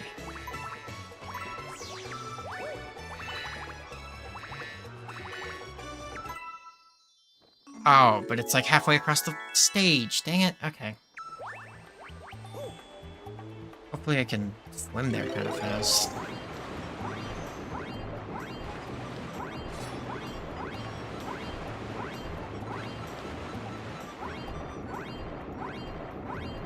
Go, go, go, go. I shake my controller. Like the Mario Galaxy, the real Mario Galaxy experience. I think the Joy-Con doesn't like that. Can't like me mashing the button either, though. It's so funny, I get so scared of, like, controller degradation and stuff. But, like, you know, you're meant to hold them for, like, hundreds of hours before anything goes wrong. Of course, the Joy-Con are literally the worst example of that, with drift and, like... I think the buttons are a little rigid. I remember, brought Mario Kart with me on a road trip once, and like I'd been playing it so much, and then I took my finger off the A button, and like imprinted into my thumb after playing so much. What's it called? Mario Kart. Just too much holding down the A button all the time.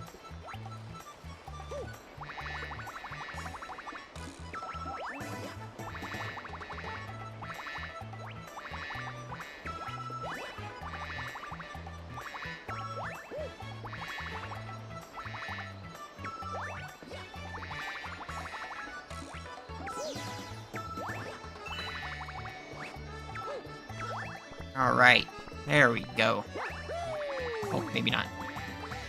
Okay. 3 left. And then, storybook. And then, we're done.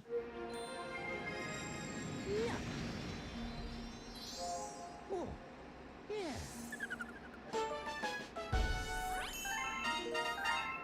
Which, I don't even think I've entered the library yet.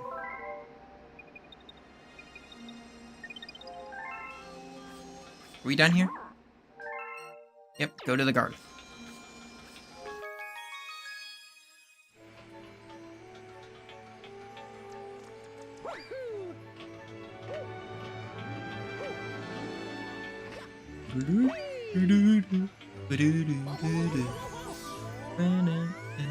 I like the Lumas talking to each other. Really is their home.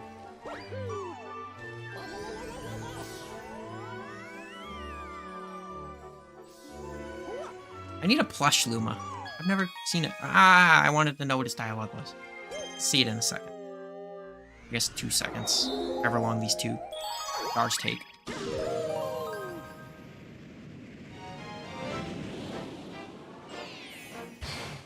I guess the other one's gonna be on the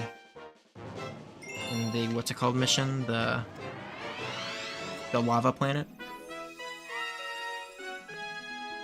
Huh, it's basically the Battle Rock one, but more difficult because it's just the one platform. Well, let's do it. I really like this galaxy. Dreadnought's cool. It's a big space station.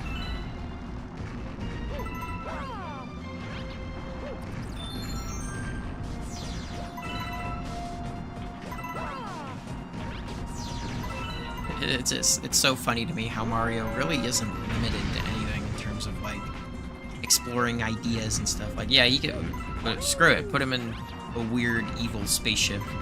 Put him in real life with real life humans in New Donk City, which people were way more annoyed about than I feel like they should have been. Like, dude, he's done all kinds of. Have you seen some of the weird NPCs?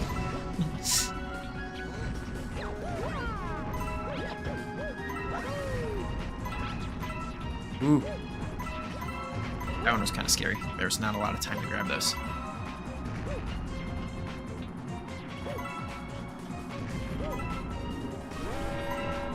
Oh, I don't like this one just because I have to push up and down and make sure I'm not messing it up. Accidentally walking towards the camera. I think that'll be fine.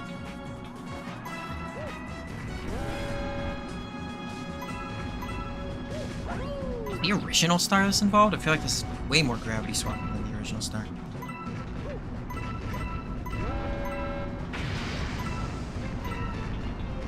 Yeah, it hits the mine and then it blows up. That's kind of cool.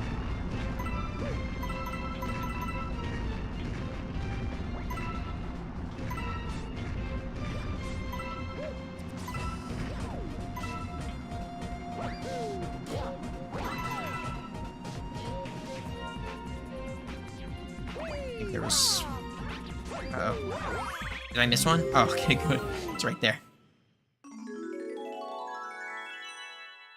I wonder if that Gearmo at the end, I think they're called Gearmos, lectures you if you don't make it with all 100. Nice. One more.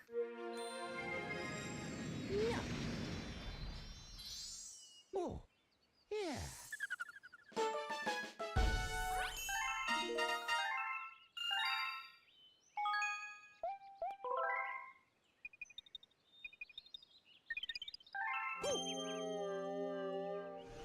Alright, Melty Molten. This was a nice little, like, tour of all the galaxies that we'd seen. I know I did it backwards last stream, where I went from back to front in terms of remaining galaxies and stuff, but I like this too. Kind of front to back again. One more time.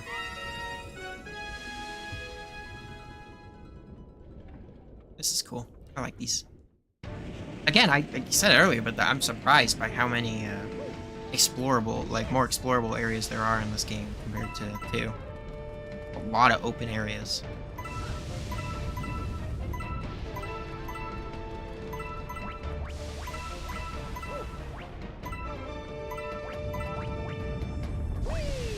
Wow, that was awful.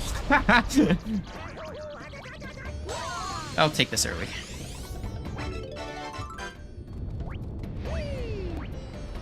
I love the music in this galaxy. Epic Mario music.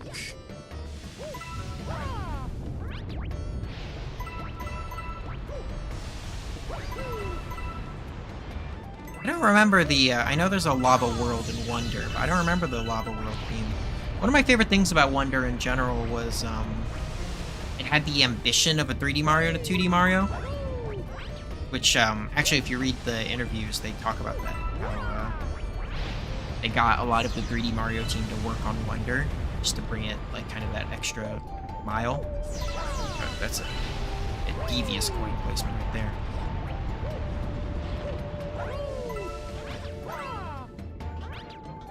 There's that one. So I really like the music in that game, actually. The original pieces, not the...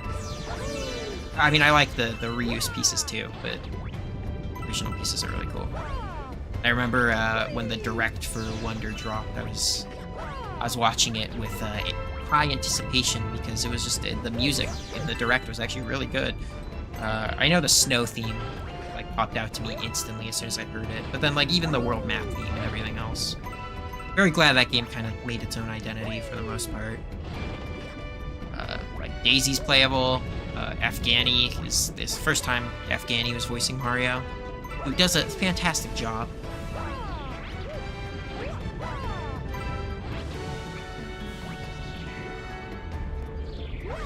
I think his Wario could use a little bit of work, but not like... Oh, camera, thank you. Not like, I don't know, I'm not offended by Afghani's performance as Wario. Hope nobody is. That's a lot of work to be offended by a Wario performance.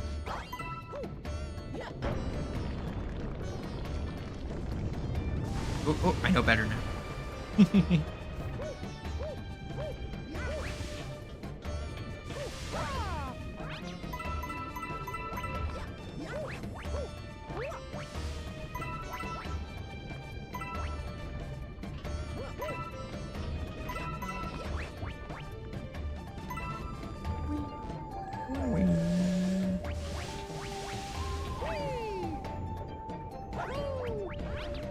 I might have to climb that again. Oh well. Guess there's a way up from over here, which I don't think there is.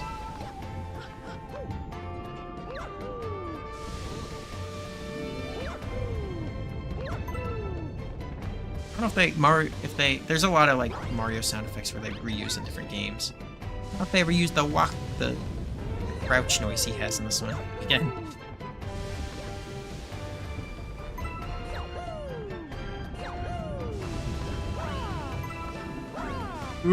Okay. I didn't need to do 2 of those.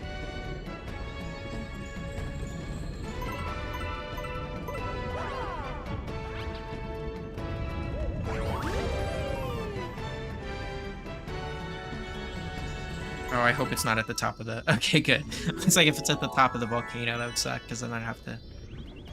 Although, I basically have to climb it again. That's okay. And that's our last star. Right there. Oh, good. Maybe I did learn my lesson. Impatient.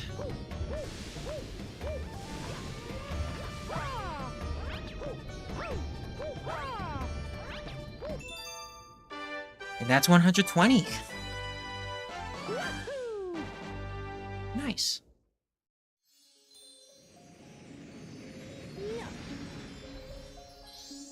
Oh, yeah.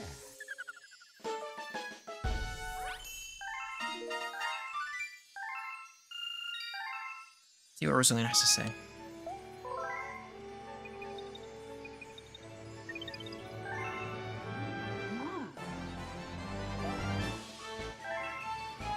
Yep, you have to save Peach before going to another world.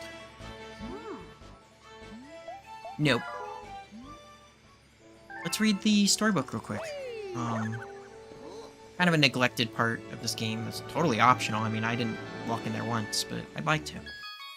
So, get cozy. I'm just gonna read it and enjoy it. Oh.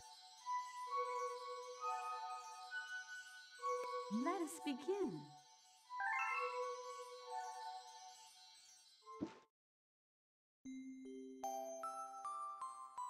Chapter 1.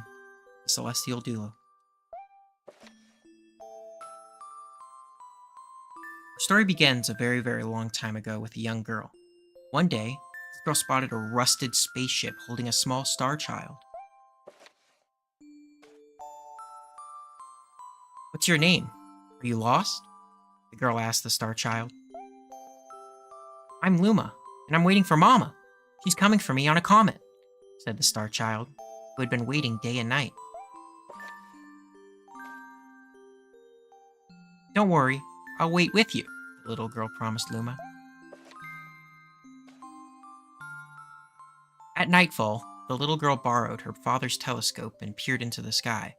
She looked and looked, but she saw nothing. Hours turned into days, and then years. but still the sky revealed nothing. Finally, the little girl sighed and said to Luma, "If we stay here looking much longer, I'll be an old lady soon."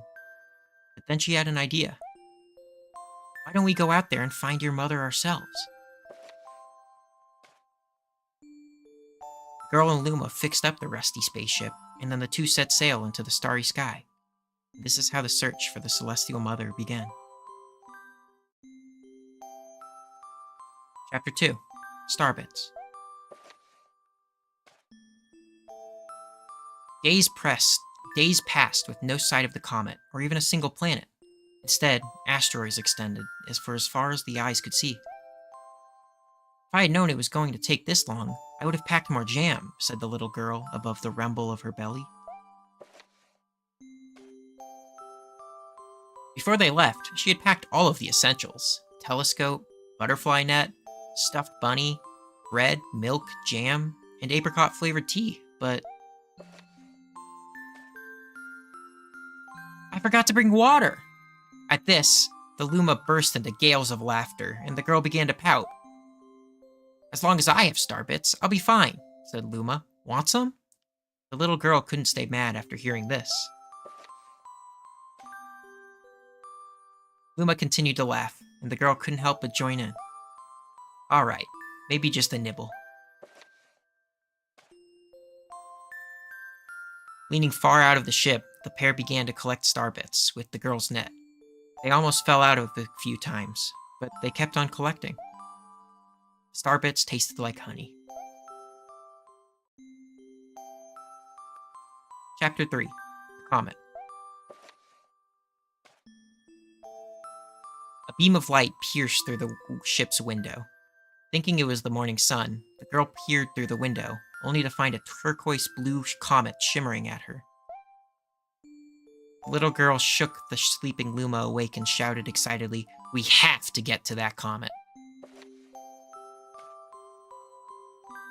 The pair descended on the comet, and they found that it was made of ice.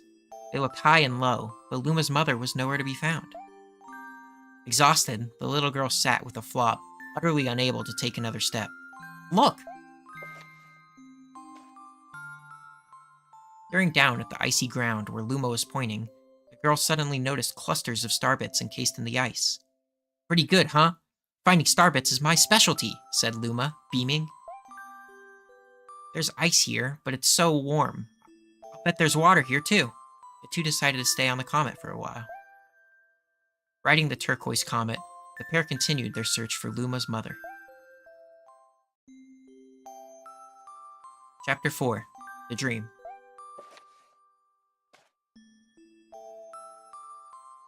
One night, the girl dreamed about her own mother. "Where are you going?" she asked her mother's retreating back. Without turning, her mother replied, "Don't fret, dearest. I'm not going anywhere. I'm always watching over you, like the sun in the day and the moon in the night." A wave of sadness washed over the girl. "What about when it rains, and I can't see the sun or the moon?" Her mother thought for a moment before responding.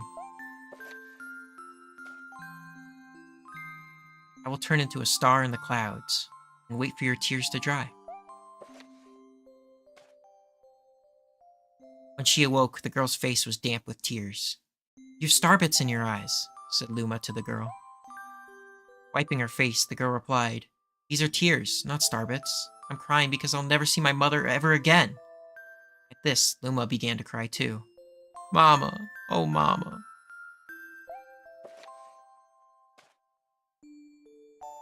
The pair traveled through the starry skies, and though they encountered many other comets, not one of them held Luma's mother. Luma was despondent. Now, Luma, the rain clouds won't go away if you keep crying," the girl said, giving Luma a squeeze. "I'll give you a present if you stop."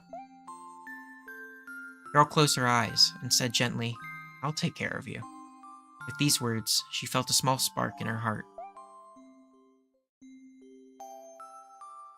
Chapter 5. Home. "The kitchen will go here, and the library will go over there," the girl said busily to herself. "We'll put the gate here." Ever since, the girl took Luma under her care. She'd been bustling about at a feverish pace. It's a lot of work, but it's worth it to make a happy home. It turned out that starbits weren't the only things buried in the ice. There were tools and furniture unlike any they had ever seen, and the girl used them to build a new home.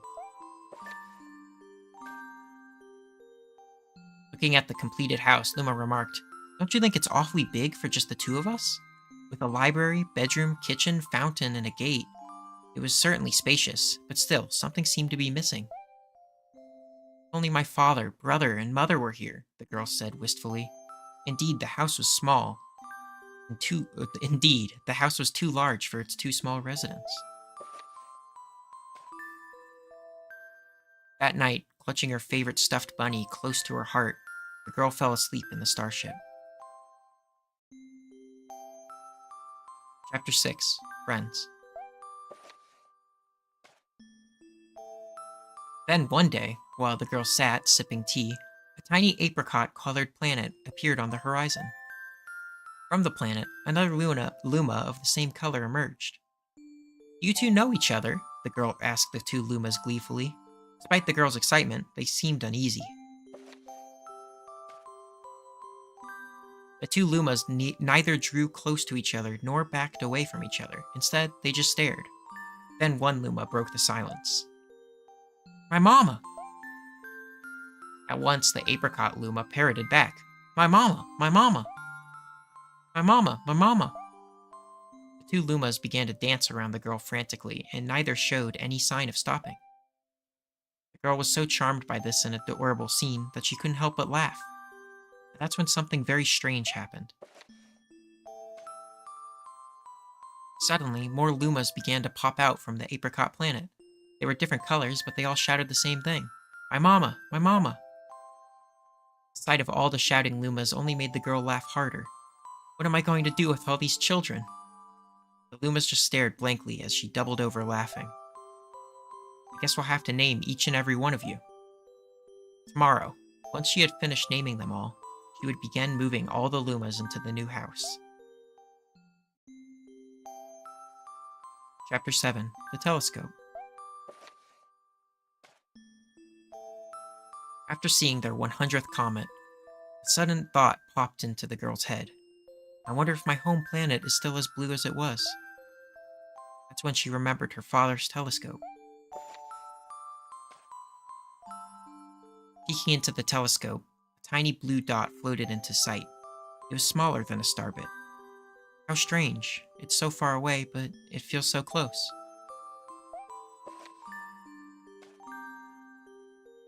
She twisted the knob of the telescope, and the blue dot grew until she could make out a grassy hill dotted with flowers. It seemed very familiar to her.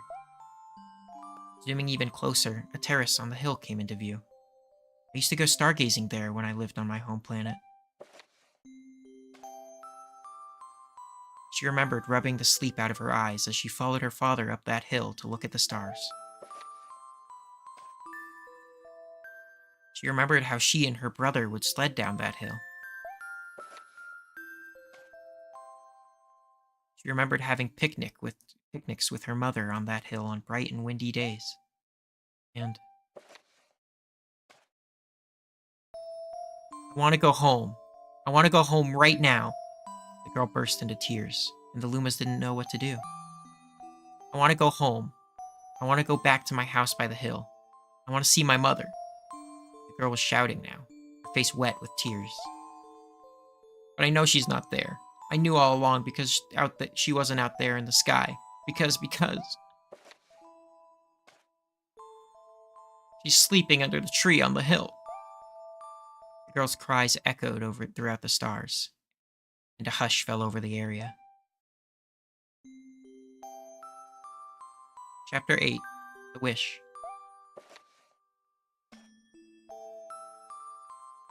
Though usually quite cheery, one day the girl became sad again.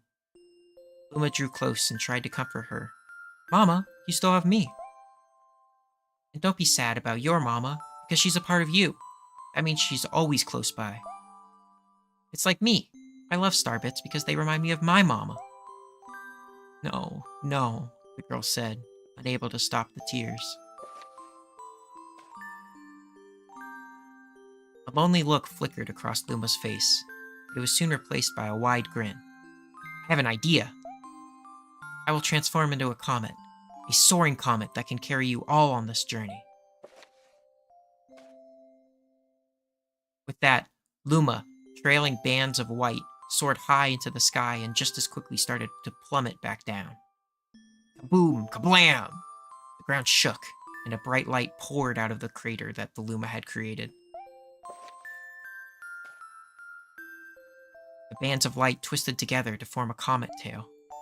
Then Luma emerged, reborn as a comet. The girl could scarcely believe her eyes. But how? She kept asking. Our destiny as Lumas is to transform into different things, said a red Luma who had suddenly appeared. Stars, comets, planets. We can become all of these things. When I grow up, I want to become a star that makes someone special smile, said a green Luma. A blue Luma chimed in. That Luma turned into a real cutie of a comet, didn't he? All of the Lumas together said, No more crying, Mama. Thank you, said the girl in a whisper, and she pulled the Lumas close and hugged them. From that day on, starbits no longer fell from the girl's eyes. The comet set forth for the girl's home planet, its long tail blazing proudly behind it. Final chapter. Family. With its many Lumas and telescope, the comet was quite a sight to behold. The girl and the Lumas were proud to call it home. At a welcoming party for a new Luma, the girl gathered everyone in the kitchen and said in a louder voice than usual, All right, everyone, let's make a cake sprinkled with star bits. Then it will be a star cake. The Lumas excitedly began to gather the ingredients. As she watched the Lumas scurry about, the girl smiled and thought to herself, This is my family now, and I will stay with them until they're ready to leave the nest.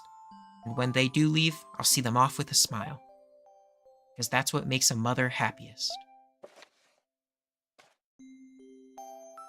That night, when the girl lay down to sleep, soft light enveloped her and reminded her of the blue planet she once called home. But it would be nice to return home once every 100 years to nap in my favorite sleeping nook. The comet carrying the Lumas and the girl continues on its journey to this very day. With more family members in tow than can be counted, it's said that the comet visits the girl's home planet once every 100 years, its proud white tail glittering in the sky. The end. That's all.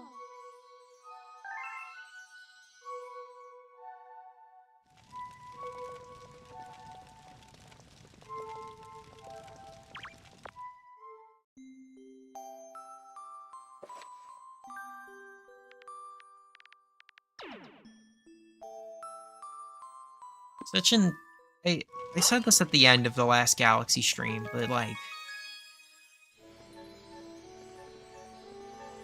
I don't know. I don't know what the devs were on while making this versus like any other Nintendo project, but there's just a lot more going on under the surface than a lot of their other projects have. That's like another just weird thing that's in there. Actually, there's nothing like that in Odyssey. Not that Odyssey doesn't have heartfelt moments, but it's so self-contained in this universe, in this game. It's fascinating to me. Anyways, let's wrap this up.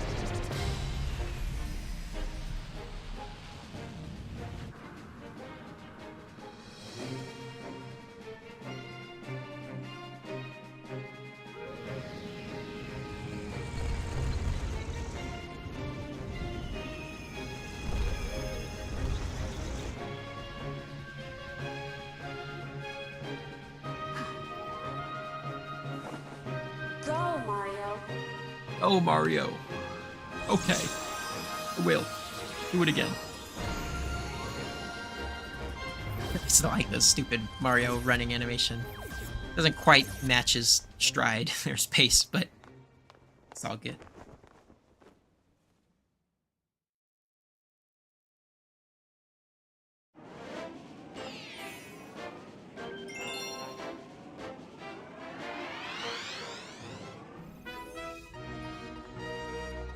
Do it.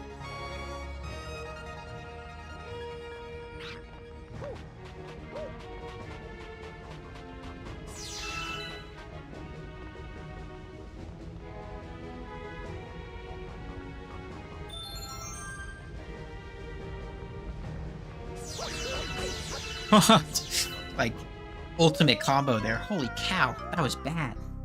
I got really impatient there. I was just, I think I bonked on the, what's it called? The wall. The fire bar's blocks, got hit by the fire bar, and then landed outside of the gravity beam. That was bad.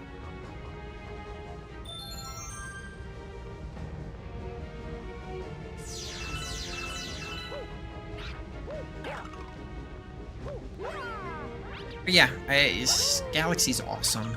I love this game. There's definitely like nostalgia attached to it too. It's like I don't know, I can still tell. I think now this recent playthrough has definitely reminded me that this is a game from 2007, which there's nothing wrong with that. There are lots of old games, but I can tell this is a Wii game. No shame.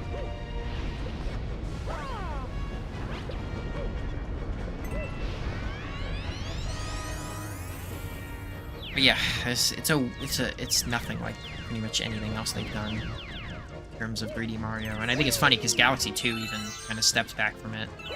And I know people like to point fingers at is it Paper Mario?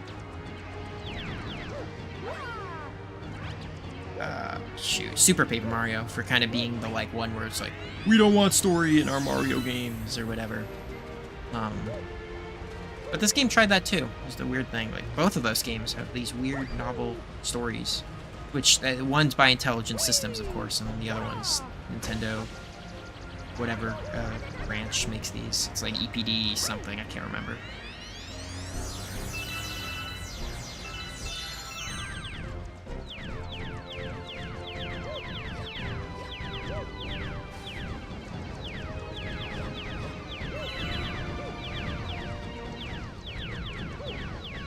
Uh-oh. I don't know how that was avoidable for me, but...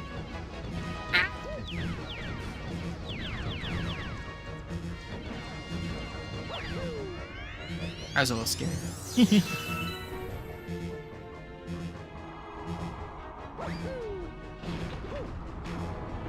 Break the Bowser statue.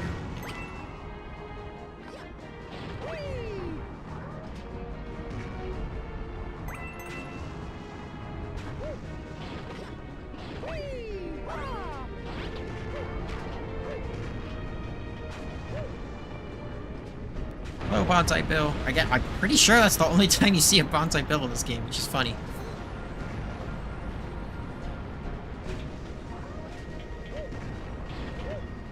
Or I guess here too, but, you know, in this galaxy at least.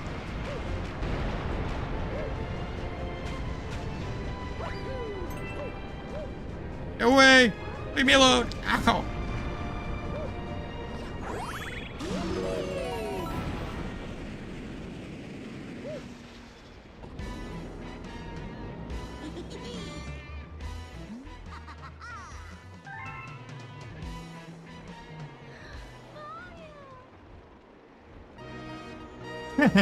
I like that pose. It was a silly Mario pose.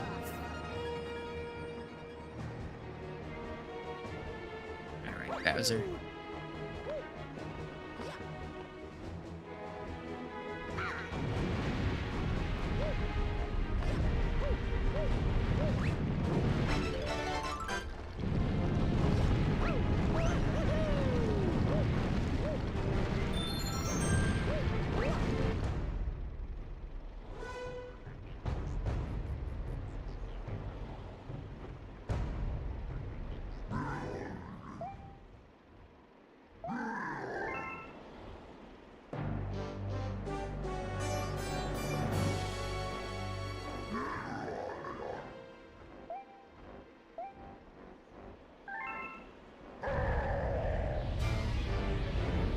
I love this Bowser fight theme too. I noticed it last time.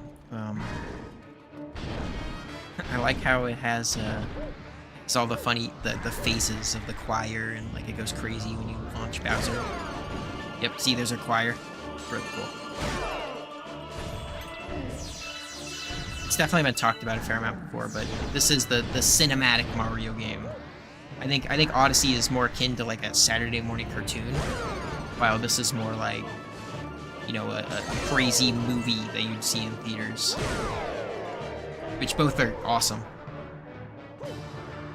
But in their own way. Oh, I whiffed.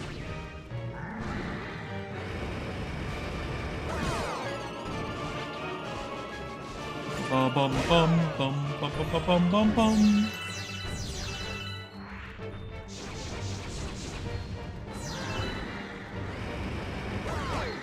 Ooh. Whoa! Nice. Completely unplanned.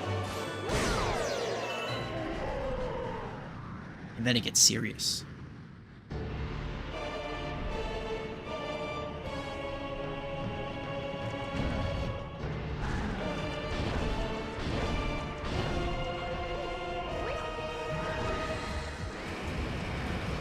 I do like this track though, the drums. Or maybe not the lack of drum. It's way more up tempo.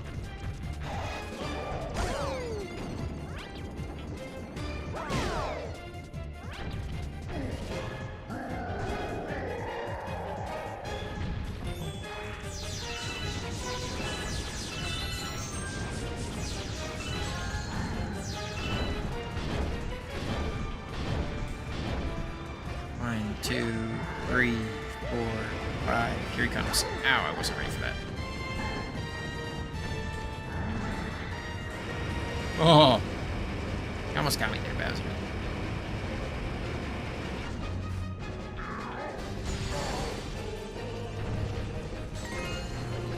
Come on.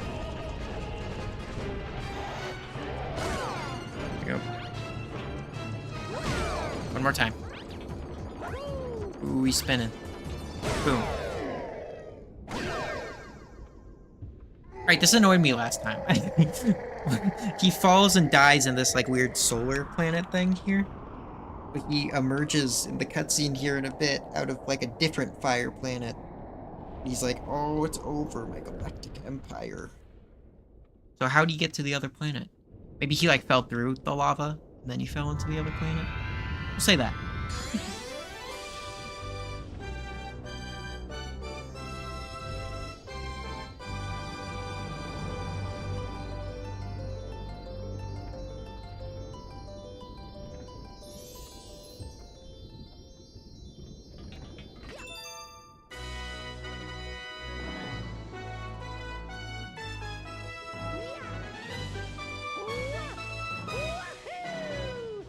Nice. There you go. Again, and this was the other thing that surprised me. I forgot they reused Gusty Garden, or not Gusty Garden, Good Egg's theme at this part right here.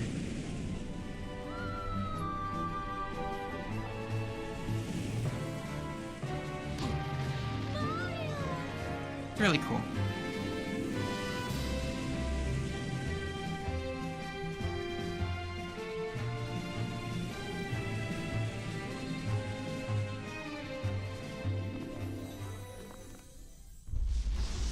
But yeah, look, this is a different planet. Because the other planet's right there. There's the solar planet. Solar planet's in the background at the bottom right there. And yet, look who we have here. In a second. Oh. Any second now.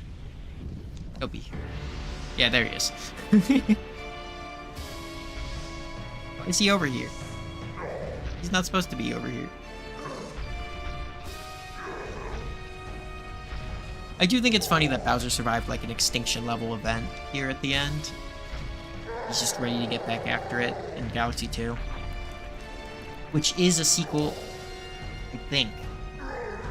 It's one of two things, I think, like, quote unquote canonically in the Mario timeline, which if you're sane, you should not be worrying about the Mario timeline. It's a lost cause. It's a trying to chase an understanding of the Mario timeline is dumb. But no. But Galaxy 2 is either one of two things. It's a retelling in a storybook by Rosalina of Galaxy 1. So Galaxy 1 still happens. It's just a like retelling in a different way. Or at the end of Galaxy 1, the universe is rebirthed, right? It becomes something different. Welcome New Galaxy is the whole thing he says at the end. And since it's rebirthed, the events still happen again. The Star Festival happens again, but it has a different ending this time, which was with Leva and all of the stuff that happens there. Because the galaxy isn't reborn at the end of Galaxy 2. Which is interesting, because I don't really understand what Mario remembers from the old Galaxy versus the new Galaxy. I assume all of it, I think, because he says welcome New Galaxy at the end with the realization. So, like, what's the reboot? What's the point? I don't think anybody died in the reboot, other than, like, Luma's, I guess, kind of, because they're birthing the galaxy. Again, you don't want to try and pursue an understanding of Mario lore. It's not worth it. Otherwise you get weird crying baby sounds in the background of this scene. Which is, I understand the symbolism, but it's still kind of silly.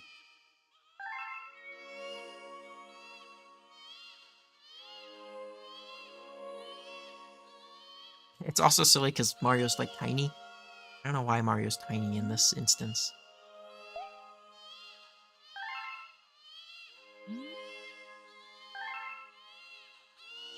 See, it's the cycle never repeats itself in quite the same way.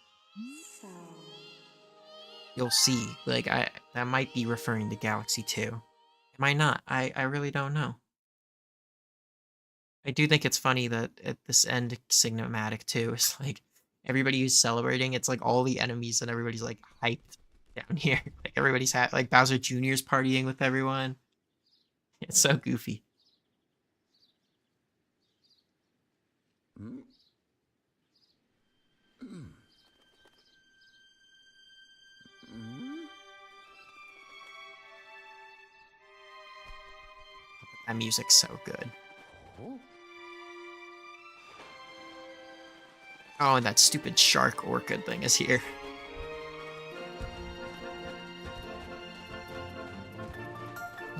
Bum, bum, bum, bum. See, look at our, just all the villains are partying over here. The evil bees. Oh, so we got Goombas, and there's still Goombas, and it's Petey's chilling. Silly.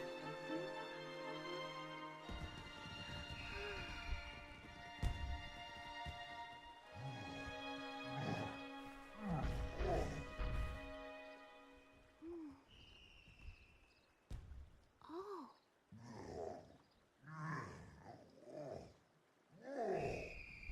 Mm. Oh. yes.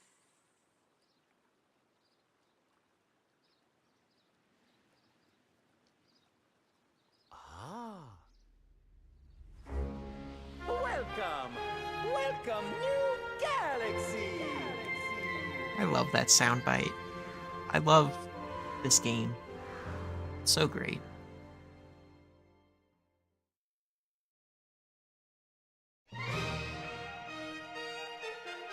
There you go. Mario Galaxy for real this time. I said a lot of my thoughts last time at the end, but really special and cool game. Glad it exists. And we're wrapping it up here for now. I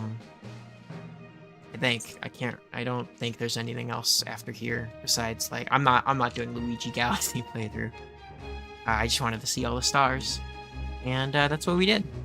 Except for one, which does require the Luigi Galaxy playthrough. I do think this game will definitely be revisited by me someday. It's too special for me not to replay it.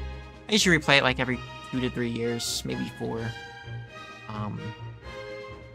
It's a special game.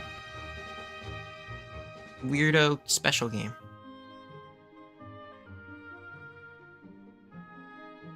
think there's a part of me that would like a remaster to make it like all of this shiny buttons. But I'm also sick of remasters. I played through Thousand Year Door remake.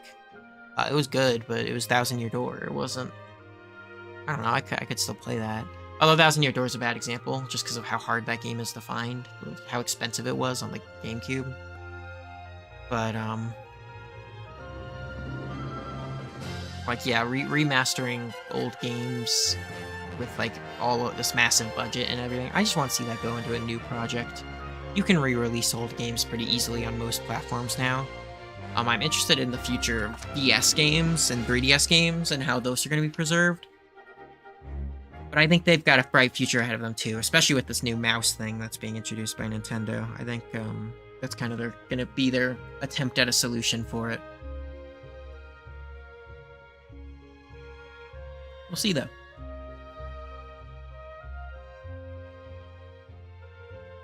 Yoshi Planet. And then there's that Corn Planet. That one's in the DS version. Oh yeah, I think there's some kind of way you can get the coconuts to turn into watermelons. I don't remember what it is. And it's teasing the Luigi playthrough. There he is, right there. I love Nintendo. They do so. This is so goofy. Yeah, see, there he is. It's like, hey, that's weird, Luigi. You didn't see Luigi do this. It's been crazy, you know?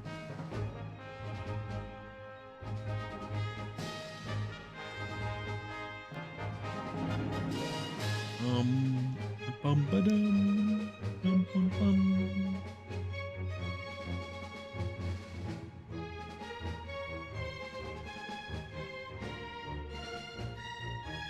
Give Luigi all the love in the world. That guy needs to be in every Mario game. He's just as important as his brother.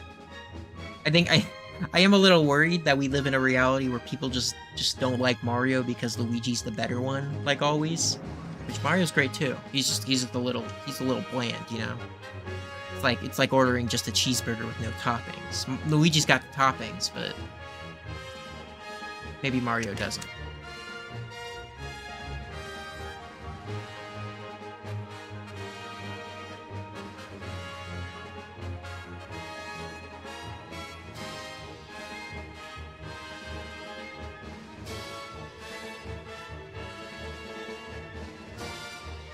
Well, I expected a shorter stream, but this might have been my longest Mario Galaxy stream so far.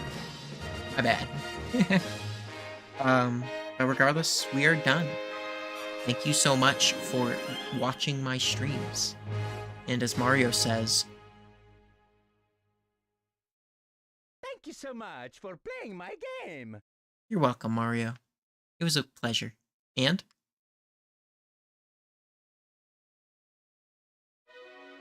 Oh, it didn't say it yet. Never mind.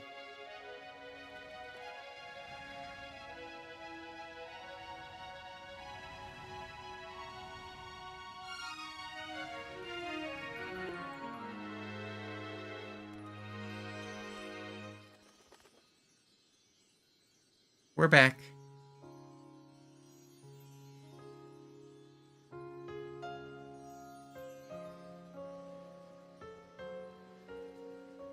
Thank you.